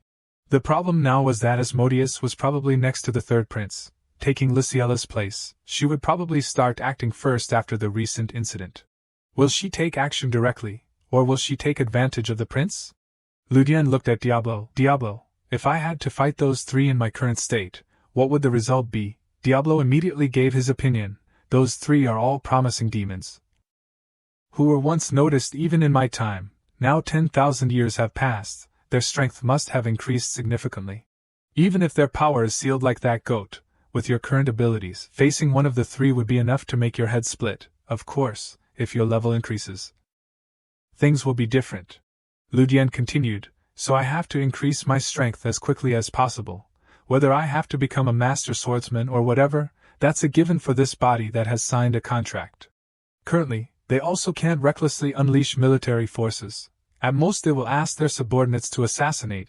This is a battle of wits, a competition to see who calculates more steps ahead. Now then, Citri Bellstead, no matter what you plan to do, I will counterattack everything. Hello, Mr. Ludian? Ludian was surprised to see Citri Bellstead in front of him. He didn't expect this, Colin said haughtily. Ludian, you bastard. Miss Citri has personally greeted you. Why don't you bow down to greet her immediately? Looking at Colin's face, Ludian couldn't stand it. Why is this guy here with her? Who is this miss? She came to the academy on her own. I didn't expect her to reveal her identity so easily. Citri shyly introduced herself. Oh dear, it's my mistake. I'm Citri Bellstead. The one rumored to have an ambiguous relationship with the third prince? Hit in the heart by Ludian, Citri smiled awkwardly. Those are just baseless rumors, Ludian replied. Oh, I see, Citri laughed, of course. Smiling and talking on the outside pretending to be friendly, but in reality, Citri was very angry with what Ludian had just said, daring to insult my honor as soon as you found me. You dog, you've crossed the line. So what, your father is just a commoner with nothing to lose. Colin scolded Ludian, you bastard, where did you hear those false rumors to bring them up like that? There's no way those malicious and terrible rumors about our miss are true. Ludian wondered, since when has she become our Citri? But more surprisingly, this guy has been quite quiet until now. Well, let's put that aside. Is the demon's intelligence network so good that they immediately found me? The Royal Intelligence Agency under the Emperor only listens to his orders. And there must be a limit to their intelligence capabilities, so how did they find me? Because I just moved in yesterday. I don't know much about this place, so Mr. Colin is taking me on a tour, Ludian interrupted Citri. So what does that have to do with me? Colin asked Ludian. What kind of disrespectful way of talking to a miss is that? Ludian thought, hey, she's not even royalty. Why is this idiot serving her as if she's higher than him? I'm quite interested in the stories about the bravery of the knights. Mr. Colin told me something very interesting, that Mr. Ludian made a great contribution in breaking through a dungeon in the border area. So that's why, the death of Castle Richmond, the opening shot that derailed the demon's plan. I didn't do anything great back then, I was just a small attendant, it was all thanks to the outstanding swordsmanship of the brave Mr. Colin. Is that so? Ludian continued, but thanks to that, I had the honor of witnessing Mr. Colin's swordsmanship. In reality, what this guy Colin did was nag and bother the knights who were fighting their best. Well, if Colin had any conscience, he would have told Citri about his merits. But there's no way this guy would do that. Suddenly Citri grabbed Ludian's wrist, but, can't you spare me some of your time? I really want to hear Mr. Ludian's brave stories. Ludian quickly avoided. I don't like it. Citri gently said, excuse me. Ludian refused bluntly, I'm busy, I don't have time. It's been a long time since I've seen such a scene. Colin ran over to comfort Citri. Come on, my miss, just ignore this guy. I'll take you somewhere else. You don't need to pay attention to someone who insults a lady's honor like that. Now then, let's go. Colin just dragged Citri away, ignoring Citri's words. Sir, wait a moment. Yes, so you've crawled all the way here, huh? Adi called Ludian master. At this time Ludian knew that Adi had discovered something strange. I sense a piece of me from that woman. Ludian was confused. What is it saying? It can sense a piece of Adi's supporting artificial intelligence here. The first generation collection system prototype, Eldorado Artificial Intelligence. The second generation exploration system Artificial Intelligence Elysian. The third generation healing system Artificial Intelligence Utopia. The fourth generation teleportation system Artificial Intelligence Diliman. The fifth generation combat system Artificial Intelligence Shambhala. And the sixth generation recovery system Artificial Intelligence Eden exists. They are the 6 supporting artificial intelligences created for me by the Creator. Each time I recover the function of each generation, I can use its special ability, and when I collect all the functions, the seal on my main body, which is being sealed from the outside, will be removed. Currently, a piece means that Citri hasn't obtained that function yet, so that's still good news. To know more accurately, Ludian asked Adi clearly, what function are you talking about? It is the first generation collection system Artificial Intelligence, Eldorado, a collection system Artificial Intelligence. At least it's not a combat system. What a relief. A combat system function would be a world-destroying power. Because the purpose of Eldorado is to collect, the subspace of its terminal contains all kinds of relics collected by the creators from the past, of course. Most of the relics are locked, so they can't be unlocked unless it's me, the main body does it, but, depending on how it is used, it can easily destroy a few planets. What? Easily destroy planets, Adi explained, because the power of the terminal is extremely large, you will need to think of countermeasures. A terminal. The reason why the gates of hell could be opened right in the middle of the empire. Adi sensed a terminal from Asmodeus. The common feature of both is that they are not mentioned in the original story. Ludian put a big question mark. Is this really just a coincidence? Asmodeus, maybe he should give her a little more headache. Luciella read the letter that Citri left. Citri Bellstead has moved to the academy. The third prince has personally handled this matter. The official reason is that her father has just passed away and the family is on the verge of collapse. The third prince himself has taken care of the Bellstead family's affairs. And the only remaining relative, Citri, will be protected in the academy to ensure her safety. That's the story. The royal family doesn't object? It seems that the prince is interfering too deeply in the situation of a noble family. Luciella continued. Maria, is there any reason to object? When the Bellstead family's assets are so large. But it's clearly just a play. At least he didn't say it directly like, please take good care of Miss Bellstead with you, miss, Rebecca replied. If he said that, the Delphi 1 family would have staged an assassination of a member of the royal family. Well, their target is definitely only one. They will definitely target the young lady in some way. If they want to target her, let them do it. Ludian walked in from the door and spoke up. This is actually a good thing. What do you mean? Citri Bellstead, in name, is the only adopted daughter of Gus. Well, that's true, right? So according to Ludian, that means that the only person who can gain control of the Theorist Trading Alliance is Citri. Actually, Ludian was worried about how to approach her, because she was sticking to the prince, so this is great, this is an opportunity to swallow the Theorist Trading Alliance. Isn't that a golden opportunity? The Theorist Trading Alliance, a huge trade association with more than 300 branches scattered throughout the continent. It is an alliance between 3 large trade guilds and 8 medium-sized trade guilds. They have accumulated so much wealth that they account for 20% of the Empire's assets. It is rumored that if they strike, the Empire's economy could be paralyzed for a while. It is one of the pinnacles of wealth, not only in the Empire but on the continent. Ludian, I see 2 problems. First, you said you would swallow the trade alliance. But how do you plan to do it? The usual way would be to get shares in the trade guild, but it's basically a pipe dream. Just in terms of influence in the capital, even if the Delphi 1 and Kepler families ally, the Theorist Trading Alliance is still much stronger than us. And second, if Citri Bellstead is really related to the demons, would she enter the academy unprepared? Indeed, you make a lot of sense, Senior. Asmodeus is always the one behind the schemes. She must have someone as a pawn, whether it's the third prince or someone else. There's no way she would come here without a backup plan. But most importantly, Gus is gone now. We must swallow the trade guilds that are out of control immediately. And if we do it in the usual way, it will take a long time. That's right, it will take at least 2 to 3 months. It hasn't even been a week since Gus died, yet she has rushed to the academy. If we assume that Citri has taken over the trade guild, what do you think she used? Maria is sure that it is strength.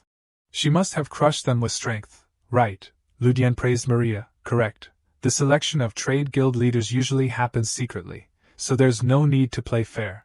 And if we add Asmodeus' special brainwashing power, brainwashing, threatening, promising concessions, she can easily take over the association in a short time.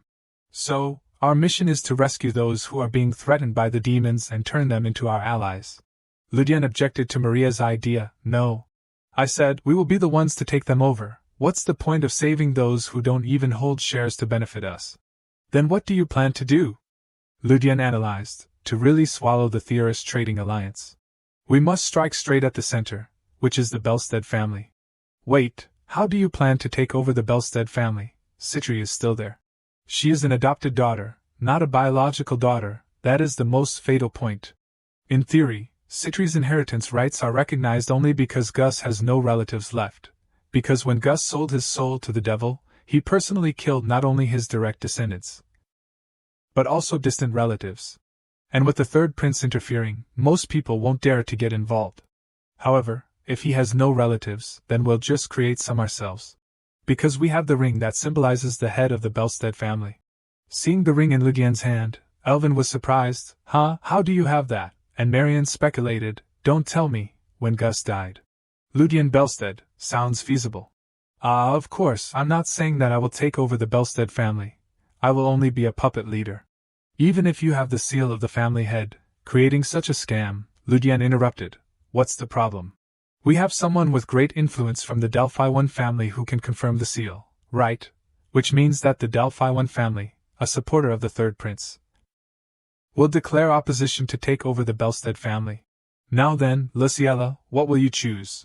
Luciella smiled. Great. I will convince my father and the family. Ludian's serious and determined expression was clear when he heard Luciella say she would convince her father.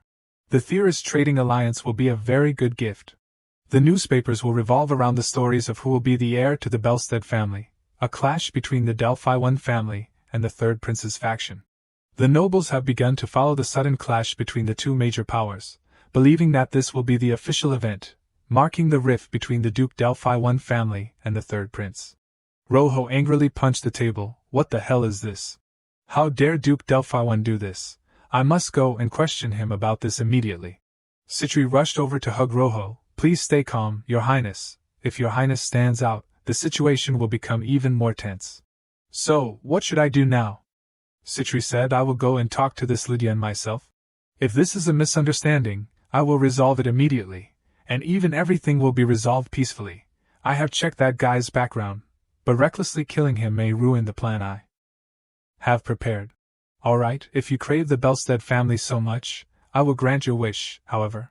With the power of pleasure that I possess, I will turn you into my slave first. At the main building of the Mock Royal Academy, Citri came to greet Ludian. We meet again, Mr. Ludian. I didn't expect us to come from the same family.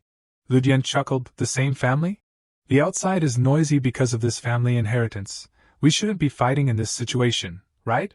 That's right, it's funny. Both of us are fighting for inheritance even though we don't have a drop of Bellstead blood in our bodies.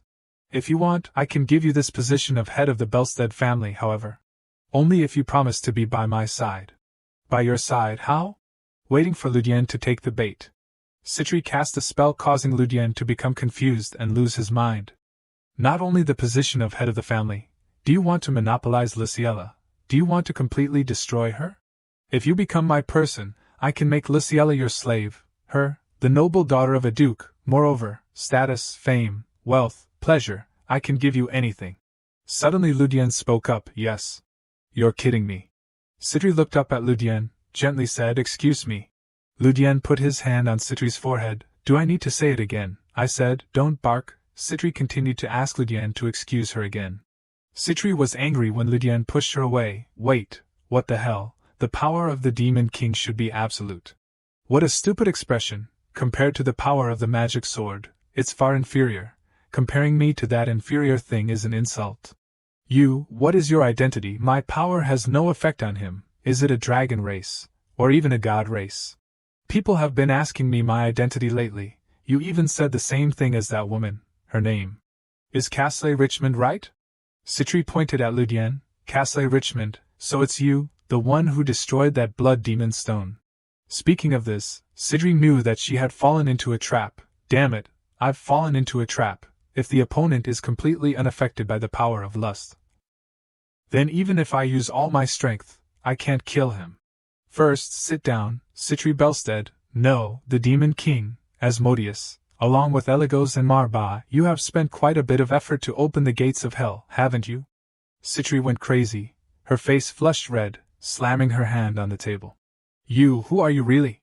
Citri didn't expect. Not only did Ludian know her identity, but also the names of everyone in her faction. I didn't think you would come to meet me like this. Who I am doesn't matter, let's get to the point. Citri Bellstead, do you want to cooperate with us? Anyway, from now until you open the gates of hell, whatever you do is useless, right? It will take 3 to 4 years to open the gates, Citri thought. This guy, how much does he know? Could it be that he knows all our plans? I don't care how strong my enemy is. But even if I have to sacrifice my life, I must kill him right now.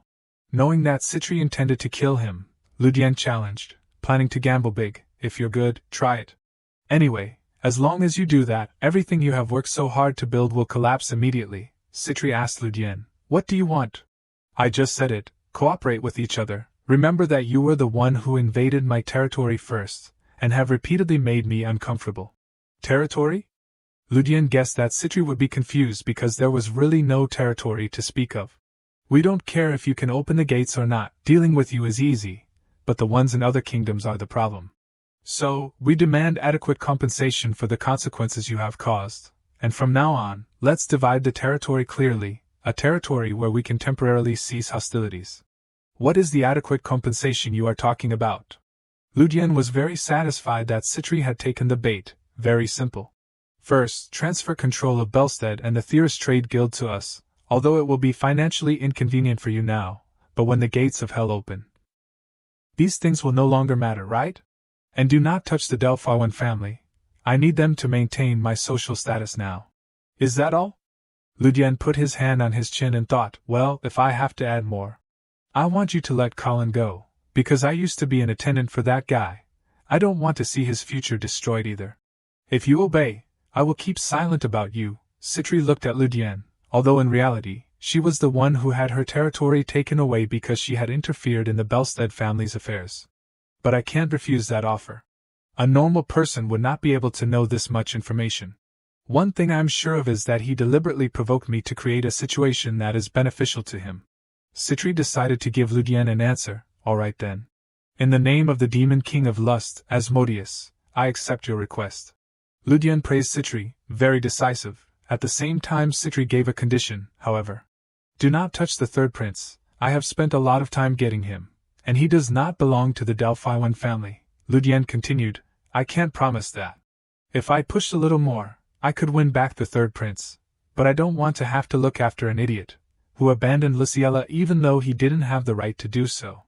Our territories are Deliwan and Iskar. We will not touch the families that the demons have disguised themselves and infiltrated. And we will not touch this mock academy. The deadline will be until the gates of hell officially open. What should I call you? Ludian emphasized, Adora. Good, knowing the existence of those who are watching us is also an advantage. Your arrogance, I will make you pay for it. You seem a little too confident. What will you do if I break the covenant? Because you yourself proposed this covenant. As soon as you break it, you will receive retribution. Do you think I'm a fool who doesn't know anything? Ludian said, That's right, but you're still a fool for not knowing that I'm not a saint who has to keep his word. Just wait, the day will come when I will turn you into a slave, and torture you for the rest of your life. Okay, goat. Ending the conversation with Ludian, Citri left in anger. Maybe I revealed a little too many cards, but that's enough to successfully bluff.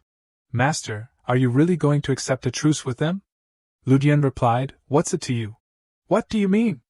Ludian explained, If it were some divine entity, they would have to keep their word. But am I a saint?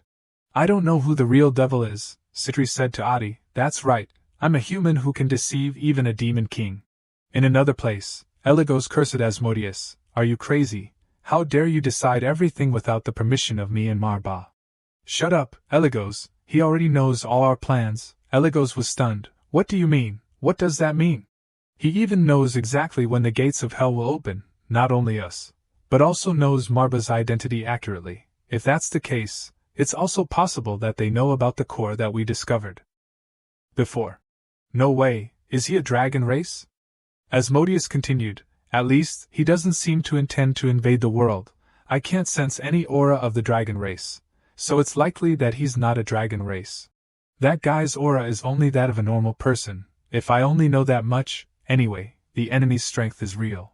Maybe he's an alien species, or even a god, and Asmodeus has the same thought as Eligos. So we just sit and wait without doing anything. To be led by the nose like this, no matter who they are, my pride won't allow it. If he knows our situation so well, who knows when he will stab us in the back? In that case, it's better to risk attacking his forces. Eligos, are you crazy?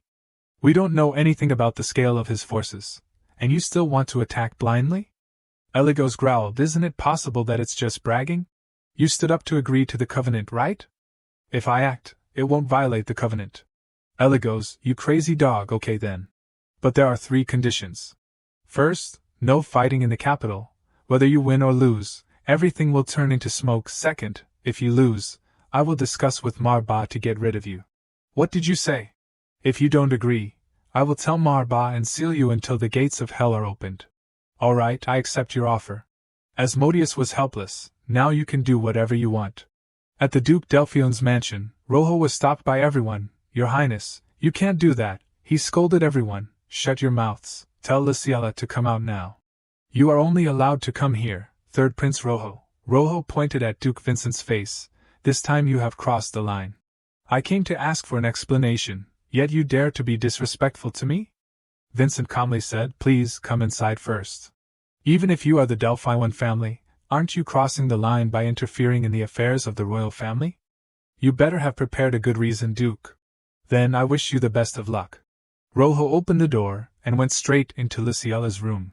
He was shocked to see Ludian there with Luciella. Luciella politely said, Welcome, Third Prince Rojo.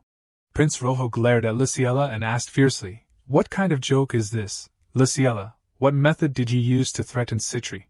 Contrary to that angry attitude, Luciella calmly drank tea and replied, I've never even met her. Just as she finished speaking, Rojo shouted, Don't talk nonsense. He slammed the table and lost his temper, yelling, She said she was going to meet someone named Ludian, and then suddenly declared that she would give up all her rights. If you didn't interfere, do you really think this would happen so easily? Then, Luciella called out to Ludian, Mr. Ludian, please explain to His Highness. Ludian obeyed, Yes, miss, causing Rojo to be stunned. Ludian stood beside her, glanced at him and introduced, I am Ludian Bellstead, Your Highness. Rojo was annoyed and contemptuous when he heard his introduction. Bellstead, you shameless thing, a filthy commoner who dares to open his mouth to me. Do you want to lose your head? Ludian smiled sarcastically when he heard him say that. When will you grow up, Your Highness? Rojo was angered by his insult and pointed at his face, cursing, You bastard, what are you relying on to act so arrogantly? Meanwhile, Ludian calmly attacked Rojo. I don't understand why you are acting so thoughtlessly, even though the Deliwans family is no longer backing you. Do you think that occupying the trade alliance is enough to replace the Deliwans family? Rojo's self-esteem was hurt, and he shouted angrily, What do you know? The influence and wealth that Viscount Bellstead has accumulated for me far exceeds what you can imagine. With the support from them, I don't need this ridiculous engagement anymore, Luciella called out with a disappointed expression when she heard him say that, Your Highness. Ludian boredly held his forehead when he heard him ramble. Rojo continued, If you don't want to become an enemy of the royal family, then obediently hand over the seal of the Bellstead family. He shouted, Even if Deliwans is one of the three great families of the empire, they can't face the royal family alone. Ludian calmly spoke up, That's right. He raised two fingers and firmly said, So what if they are not alone, but two great families allied? Then he called out, You can come in now. Rojo was confused. What? Someone pushed the door open from the outside. Rojo showed his attitude when he saw that person. What are you doing here? That person smiled, touched his hat and greeted, Long time no see, Third Prince.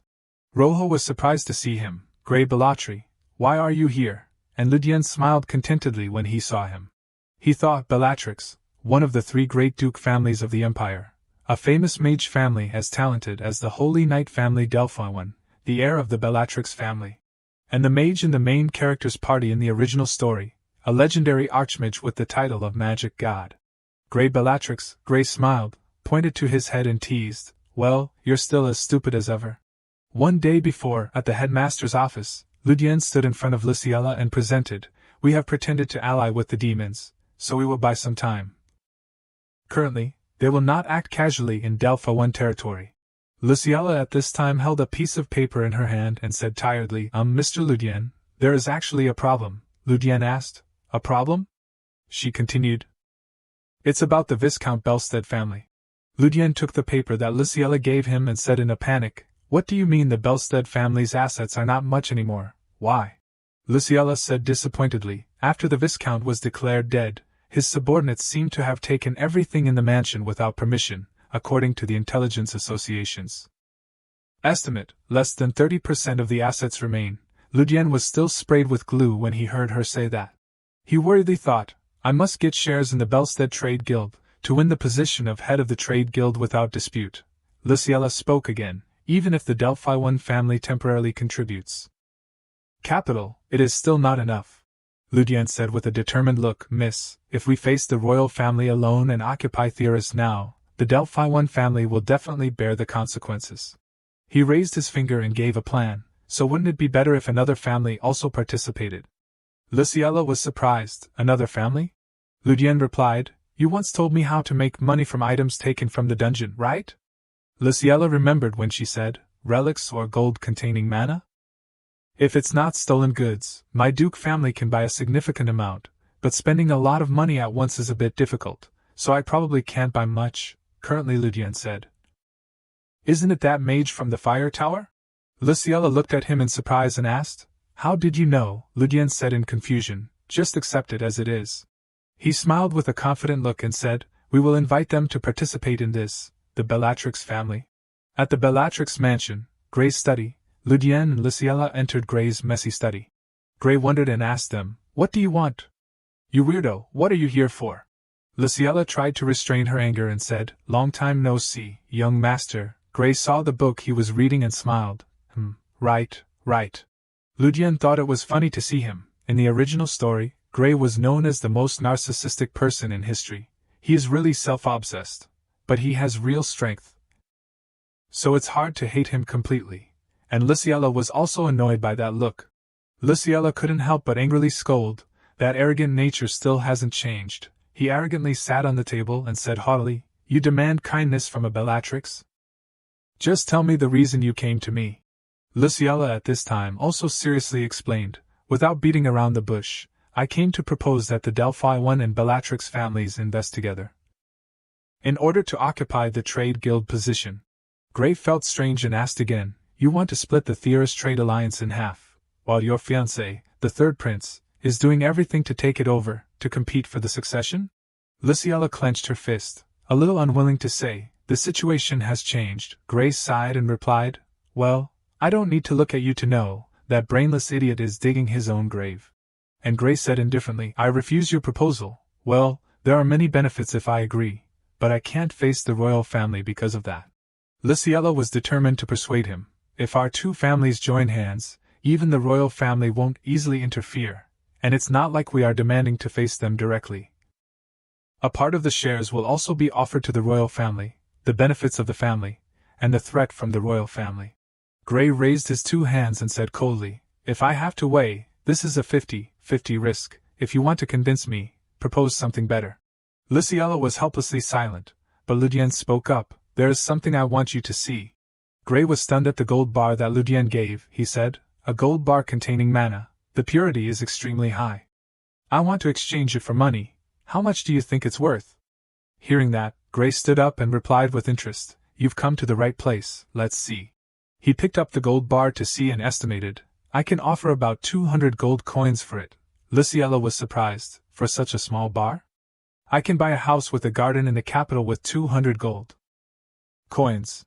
Gray calmly replied to her, even me and the elders in the magic tower can't refine it this well. It looks like stolen goods. Where did you get this? Ludian crossed his arms and said indifferently, just cleaned out a dungeon. Gray asked casually, which dungeon? Ludian replied, a secret that can't be said. He thought, if I said it was the Castle dungeon, Count Iskar would probably rush in with the Lionheart's night team. Gray started to suggest, alright, I won't ask the source, so you want to sell this to me? I can give you 200 gold coins right here. Ludian refused bluntly, no. His eyes were dangerous and unpredictable, saying, what I want to sell is not just that bar. He ordered Adi, bring it out. Adi obeyed, yes sir. Suddenly at this time, Gray's eyes lit up and all images of gold appeared in his eyes. He was shocked and blurted out, wait. A pile of gold fell all over the ground, causing the two of them to be extremely surprised. Luciella asked, what is this? Gray picked up one gold bar and asked insistently, you said all this is mana metal? There's a lot of extremely rare metal here too. Ludian smiled wryly and thought, oh, that Castle, she really hoards a lot of things. Gray trembled holding the gold bar and sighed, with this much, you can buy a Viscount title and your own territory. Ludian replied with a smile, if I promised to sell all of this at a reasonable price.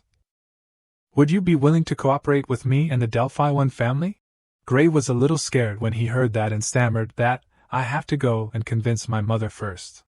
Ludian said indifferently again, then I have to bring out the trump card, causing Gray to be confused. He smiled and held out a mysterious book, what about this? Gray took the book and shouted out of control, a magic book from Richmond, written by the legendary Archmage Castle Richmond? He turned the book and happily said, you said you planned to sell this? Ludian calmly replied, feasible, right? Gray happily confirmed, of course, this is 100% real. With this, the problems that I have difficulty with will probably be solved. He smiled happily and contentedly. Luciella wondered and asked him, where did you get these things? Ludian raised his finger to signal a secret. Back to reality, Rojo bitterly warned them, even if you ally, you can't overcome the power of the royal family. Gray immediately spoke up, sorry for interrupting.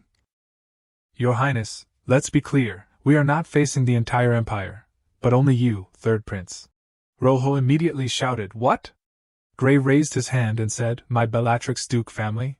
You probably know that we support the second prince, when I said I would offer a portion of my future trade guild shares to the second prince. He was very pleased and willing to support us. Rojo looked at Gray with resentment until he trembled.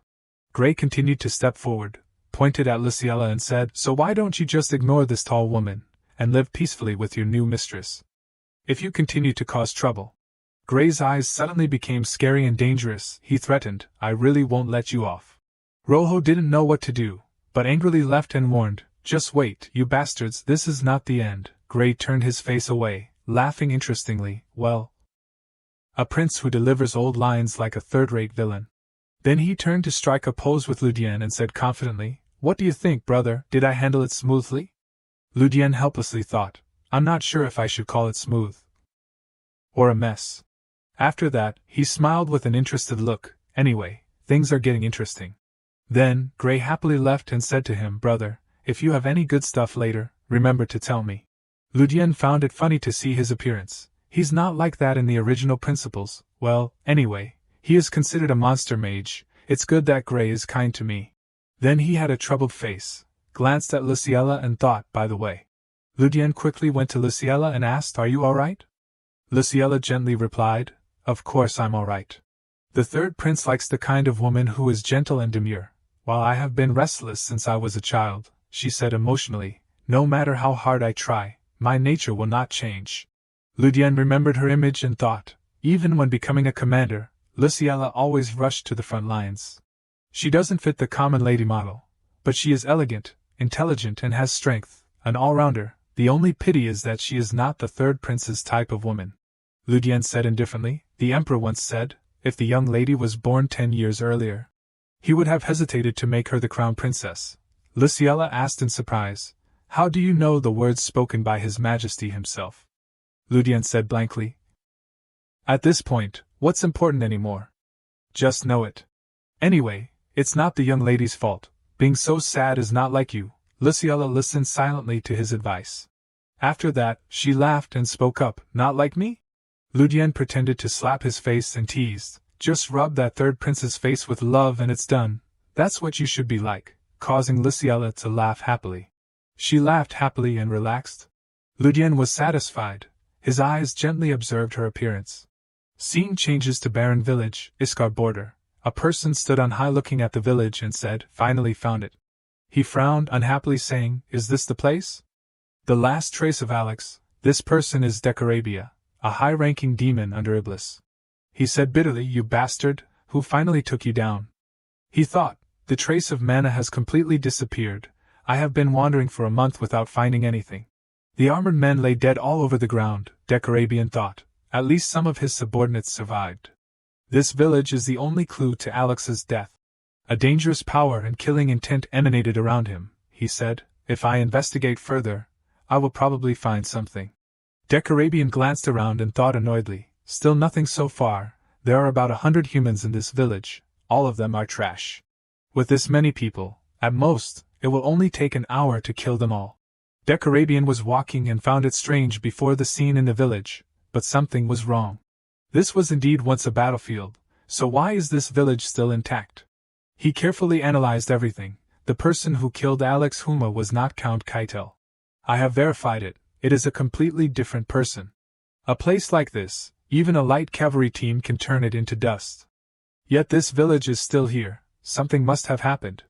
Decorabian glared viciously and said, Maybe if I deal with the strongest one here, I will know something. Then he cast his power to transform and disappeared from that place. Not long after, Decorabian appeared with light surrounding him, standing in a room, and someone in the room felt strange. He turned around, saw Decarbian and shouted in horror, Who are you? Decarbian narrowed his eyes and said coldly, Ha, this dwarf is the strongest one here? The man was afraid when he saw him and took the knife on the table to defend himself. What kind of monster are you? Decorabian didn't answer but pounced, tightly squeezing the man's mouth and saying fiercely, Human, I have a question for you. The man was frightened and trembled. He threatened again, You better answer obediently. The man begged in fear, Please.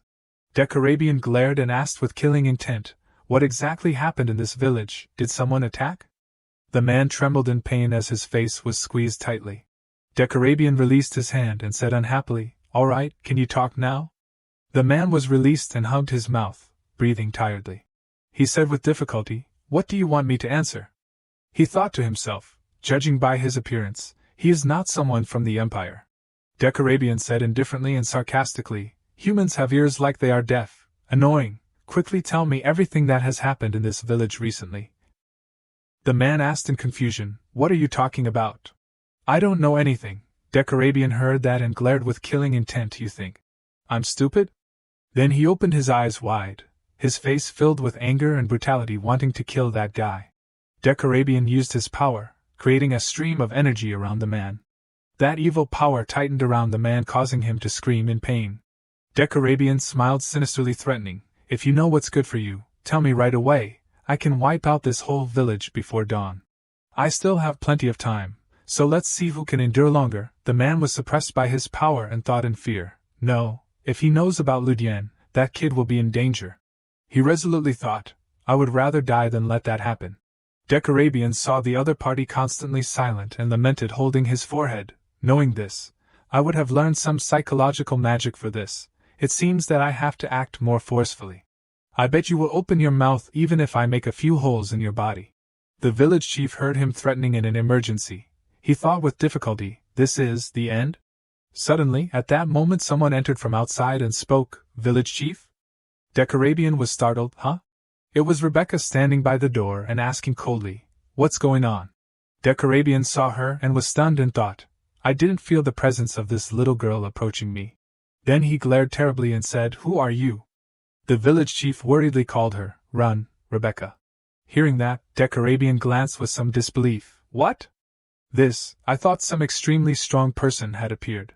He looked at her and assessed, normal amount of mana, a little training, but still only at an average level. But being a little careful won't hurt. Thinking, he used his power, concentrating his power to cover Rebecca. His powerful magic rushed and attacked Rebecca, pushing her hard into the wall. The village chief shouted, Rebecca. Rebecca was seriously injured by the magic attack. Her body was full of small blood holes that looked very painful. The village chief saw this and angrily shouted, You bastard, I will kill you. Decarabian narrowed his eyes contemptuously. Nothing special. After that, he said, then, let's continue to enjoy a long night.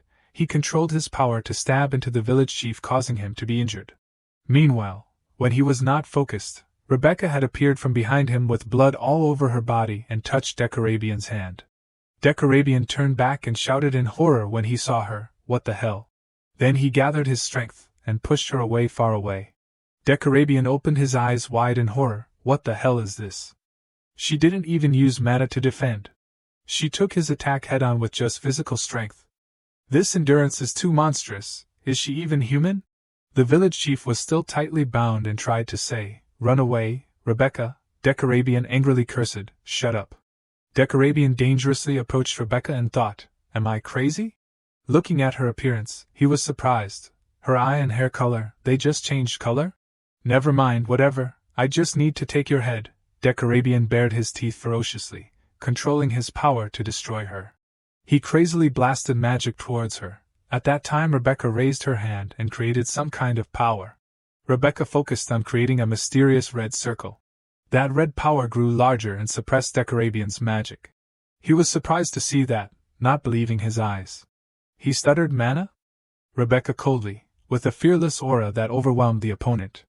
Decarabian's eyes widened in shock when he witnessed Rebecca's power. No, more importantly. What the hell, is she absorbing my mana? Rebecca proudly unleashed her power, only to see a red circle of light created that sucked in the powerful mana. He was surrounded by her power. He crazily shouted, What is it? What kind of weird power is that? Decarabian rushed over, controlling his magic into a sharp blade and planned to stab Rebecca. He lost control and rushed to kill the opponent. But his attack was sucked into the power that Rebecca created. His attack was also sucked in. Decarabian went crazy, not accepting defeat, and angrily cursed and created a source of mana from his hand, preparing to attack. Die. Just die already. Go to hell. He used his power to transform into a violent source of power. A vortex of purple light shone everywhere. That powerful mana covered the entire area. It spread its power and destroyed everything around. Decarabian couldn't hide his surprise. Why? His attack had no effect. In front of him Rebecca was still standing there completely safe. All his power was harmless to her. Rebecca with her dreamy red eyes looked up, her face dazed, power gushing out. The shape of a terrifying monster appeared. It bared its teeth with deep red eyes. It seemed that this was the power inside her awakening. Rebecca's hand became shaky and something was unusual. Her fingers began to transform, her nails long and cramped terribly. She put her hand to squeeze Decarabian's neck, causing him to be extremely frightened. Who are you, really? Rebecca with her long dragon-like wings squeezed the neck of that guy, causing him to be terrified. What the hell are you? He was terrified, and felt the strangeness in his body. All the power in his body was being drained. the mana he had accumulated for thousands of years, was being absorbed by a miserable human? No way. Rebecca was still calmly tightening her neck and sucking his mana. Decarabian was drained of his power, and kept screaming, "This can't be real." Rebecca coldly spoke up, "No." She smiled. Her face dangerously said, it can happen." Deep inside her eyes was a terrifying power. Decarabian sensed her manifestation, doubtfully thinking, isn't that the destroyer of the primordial era, Diablo of Wrath? Is the energy of the Seven Thrones? Why do I feel it in this human? Except for those sealed among the Seven Thrones, the rest have been wiped out by their own rebellious henchmen. Or at least the legend says so. Don't tell me that she has always been hiding in the human world, honing her power day by day. He unwillingly cursed. Damn it. Rebecca indifferently, inadvertently continued to tighten and deplete Decarabian's mana. Meanwhile, in the back, the village chief poked his head out and called, "Rebecca." Rebecca heard him call, and returned to her normal appearance, and sat down crying, "Village chief, I broke my promise." He asked, "What promise?" Rebecca hugged her head and cried sadly, "The promise of me and Ludian. I knew I wouldn't have promised him. I have to apologize. I want to meet him. I have to say sorry to him. I really want to meet him." The village chief worriedly said, "Calm down, Rebecca." Rebecca kept saying, "I will go meet him. I will go meet and apologize." He said, "Do you mean Ludian?" The village chief thought. Her hair and eyes also changed color. What the hell is happening to Rebecca? Then, he said to her, "Ludian is in the capital now. How do you plan to find the kid there? And it takes 2 weeks to get there." Rebecca spoke up, "I can feel it." The village chief was confused. "What?" She replied, "Ludian's energy." She firmly said, "I can feel it." A mana sword manifested, a huge source of energy hidden. Rebecca stood up and trembled, saying, "I'm sorry, village chief." He was surprised. "Huh?" She continued, "To suppress this power, I think I need Ludian." The village chief worriedly thought, "I don't know what the ominous energy from Rebecca is, but if the villagers see her in this state, I can't imagine how they will react." He asked her with concern, "Will you be okay?" Rebecca replied, "I don't know either." Then he gently said, "Rebecca, let me take care of this mess." The village chief looked at her worriedly and secretly prayed, "All I can do now is pray that Rebecca's path ahead will be blessed by God." Scene changes to the main residence of the Bellstead family. Everyone was eating a banquet and a voice rang out, "It is an honor to meet you. I am Horn, from the Farah's Merchant Association." "I am Poker, the president of the Bach Trade Guild. Congratulations on becoming the heir of the family, Viscount." Jester, the chief butler of the Bellstead family, respectfully greeted, "I am Jester, the new chief butler of the Bellstead family. By order of Miss Luciella, from now on I will serve you. I hope to be guided by you." "Lord Ludian Bellstead." Ludian smiled shyly and said, "I also look forward to working with you." He thought funnily, what an embarrassing feeling. After that, he entrusted the work. "From today, you will be the president and leader of the trade guild. All the work will be handled by you." The butler thanked. "Thank you for trusting me with this important responsibility," Ludian instructed. "But make sure the reports sent to me are very detailed." Jester replied, "I will remember." At this time, someone came and interrupted them. "I'm here, brother." Ludian was stunned to see him and said, "Welcome, sir, Lord Grey." He stepped forward, held a glass of wine and pretended to be afraid and joked, "Oh, just call me Grey, okay? Thanks to you, I have a firm foothold in the family." He said happily, "My mother is also quite satisfied with the recent agreement." Finishing speaking, he drank wine and invited him, "Have a drink, brother?" Ludian helplessly thought, "This kid is still underage to drink." Then he replied, "I'll pass." Gray finished his glass of wine and said with a smile, "Oh right, my mother sent a message." Ludian was surprised. A message from the Duchess? Gray's mother, and the head of the Bellatrix family? Sonia Bluefield Bellatrix. At first she was not very interested in the offer, but after seeing the gold bars containing mana and Casley's magic book, he remembered when she heard and talked to Gray she expressed frustration. Damn it, the Emperor, he laughed and thought. She agreed immediately. Gray looked at him and said, "She hasn't priced the magic book you gave me yet. To directly negotiate the price, she wants to meet you after the party." He seemed drunk and vaguely said, "Such a book is very difficult to price, you know?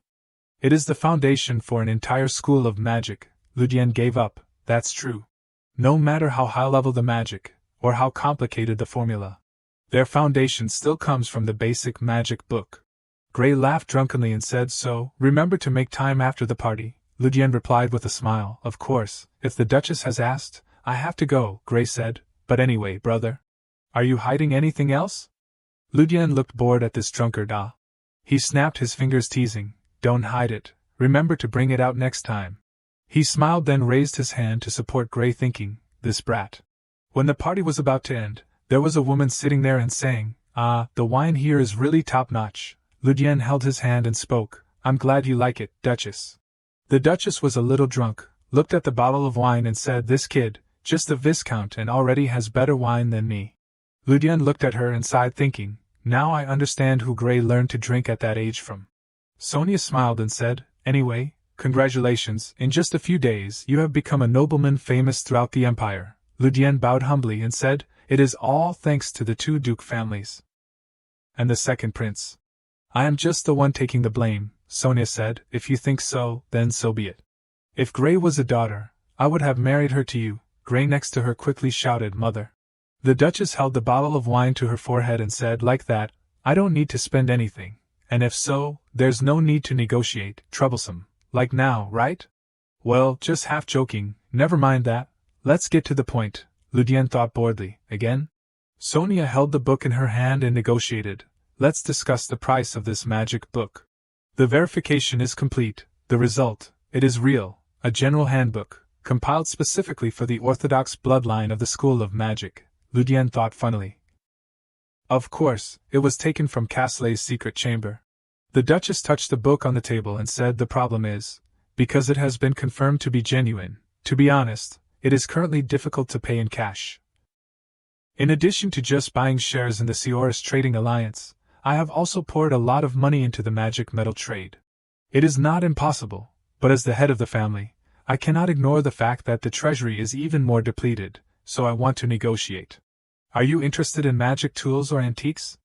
I can give you some quite valuable items, Ludian replied gently again. I don't need antiques. He calculated, unless it is an antique on par with the hourglass of time, of the psychic empire, I am not very interested. Anyway, I still have some top-notch antiques made by Castley. Sonia was a little disappointed when she heard him say that, so that's it, Ludian continued, instead, I want to offer an alternative. He smiled with interest and thought, the reason Gray became a great mage in the original story, of course, his talent played the biggest role.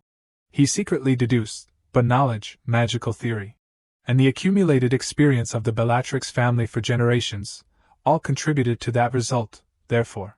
After that, Ludian smiled and made a suggestion. I want to know the entire foundation of the Bellatrix family's power, to become a great mage. Gray asked with confusion, wait, aren't you in the night department, but now you want to learn magic? Ludian comfortably replied, that's right. Gray asked again, starting to learn magic at your age and wanting to become a great mage? He replied, correct. Gray scolded unhappily again. Don't just say correct. Sonia explained with a smile, magic is not something you can master in parallel with swordsmanship. You should understand that it is impossible. Try to suggest something else. We would be willing to fulfill anything else, but Ludian said with utmost determination, I am completely serious. Causing Sonia to be surprised, really? She analyzed for Ludian to understand, if you start learning magic now, even if you are a genius, and we use all the resources of the Bellatrix family, it will still take about 30 years to become a great mage, that is if you drop out of school, and spend 18 hours a day at the magic tower. She continued, magic courses, we can train better than the royal family, we will design a special curriculum just for you. But even so, it takes too much time, not worth the effort. To be honest, spending money may be better. At that moment, Ludian spoke up again, 10 years. He raised his two hands and affirmed, just give me a learning path to become a great mage in 10 years, I only ask for that. Gray was startled when he heard him and shouted, are you crazy? Ludian calmly thought, according to Adi's calculations based on available data, that goal is completely achievable in 10 years.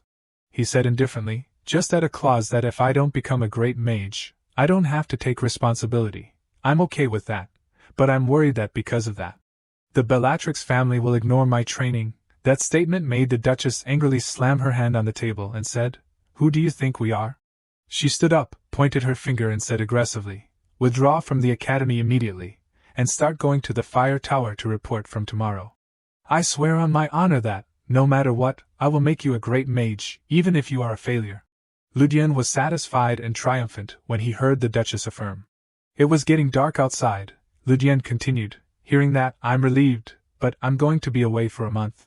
So I want to start training after I come back. He smiled and scratched his head, promising, I will also learn swordsmanship in parallel with the magic training program. Gray was scared to see the anger rising from the Duchess. Brother, you shouldn't provoke my mother any more, Ludian replied. I'm serious, Gray replied, then it's even more dangerous. After that, Sonia slammed her hand on the table and said strongly, Okay, I will give you what you want. I will even design the curriculum myself, however. Because I will personally supervise the entire process. If you don't keep up even a little, you will experience hell. I'm really looking forward to that month. Gray was scared seeing the tense situation. It's over, sisters. After that, the Duchess took the bottle of wine and spoke, By the way, why does it take a whole month? Ludian replied, I need to leave the capital for a while to prepare and get some things. Sonia smiled and glanced at him, saying, Is it necessary to go when demons are still lurking all over the capital? He replied indifferently, You can't get any more information even if you poke me. You are a wise person, you probably understand. A few stray demons can't be the mastermind behind this whole thing. I'm only sharing this with you because I trust the Bellatrix family. Sonia was drinking wine and listening to him carefully. After that, she smiled and said, All right, sorry for testing you. Sonia stood up and asked, But why don't you report this to the royal family? Ludian honestly replied, Because the demon faction is working with the third prince. The Duchess said, I wouldn't be surprised if that information was leaked at any time. Furthermore, the Emperor and the Crown Prince are also very suspicious. They definitely know what is happening in the capital, but they are still silent. That's right, even when Gus died, or even now, when the third prince is being targeted. They still haven't made a move. The Crown Prince has also not appeared in public for a while. That alone is worth investigating. The two of them left and Ludian politely said, I will entrust that to you, Duchess. Sonia left and replied with a smile, Don't expect to get free information, he said, of course. He stood in the room and thought, as expected, change is necessary. Ludian raised his hand and controlled it to create a stream of power. He thought, reaching the level of swordsmanship master in just 1 month. I have become strong enough not to waste time sitting in the school anymore. One day before, at the Bellstead training ground, Ludian was practicing sword with the psychic brothers. Ludian held his sword preparing to stab Elvin in the back. Sensing it, Elvin turned around and blocked his sword, thinking, You devil. He initially couldn't even do a correct stance. It's only been a month and he has become a different person. This guy is 100% a genius. Ludian smiled calmly. Stepped back to dodge Elvin's sword. Suddenly, while Elvin felt danger and widened his eyes in shock, he was stabbed in the shoulder by Ludian's sword and bled. Elvin painfully dropped his sword to the ground. Ludian was worried to see that. Senior, are you okay? Elvin gasped, hugged his arm and reassured, Don't worry about me, it's not a serious wound. He thought, this kid Ludian, he definitely held back at the last minute. Not using all his strength at the last minute is something only done when seeing that the opponent is not at the same level as him. After that, he smiled and said to Ludian, It seems we can't spar like this anymore. Ludian replied, Not at all, I still have a lot to learn. Elvin sighed and said, Don't joke, in terms of swordsmanship, you are already on par with me. I think there is no one in the Empire who can compare with you. Ludian secretly said, According to Senior's opinion, what should I do to continue to improve from here? Elvin bitterly scolded, What the hell, you crazy thing? Ludian said indifferently, The only reason I can beat you is thanks to the development of my physique, but that will soon reach its limit. Elvin was surprised and thought, Huh? Wait, it seems that this kid has gotten taller. Ludian asked, Is there no way to develop it earlier, the sooner the better? Elvin smiled teasingly, You greedy kid. Well then, there is. You have to reach a state of enlightenment through real combat. That is the fastest shortcut to reach the next level, Ludian replied. I also guess so. Elvin explained again. But do you know why it's called real combat? That's because one mistake can cost you your life, Ludian said. So, if there's a place where you can die and come back to life as if nothing happened, then I will get all the benefits from real combat, right? Elvin was stunned when he heard him say that. Elvin sat down and released his sword and said, Well, if such a place really exists, it would be feasible, in an era where magic and science reach their peak. There are rumors that such places once existed in the mythical era. After that, he left and said, but wake up, such places only exist in myths and legends.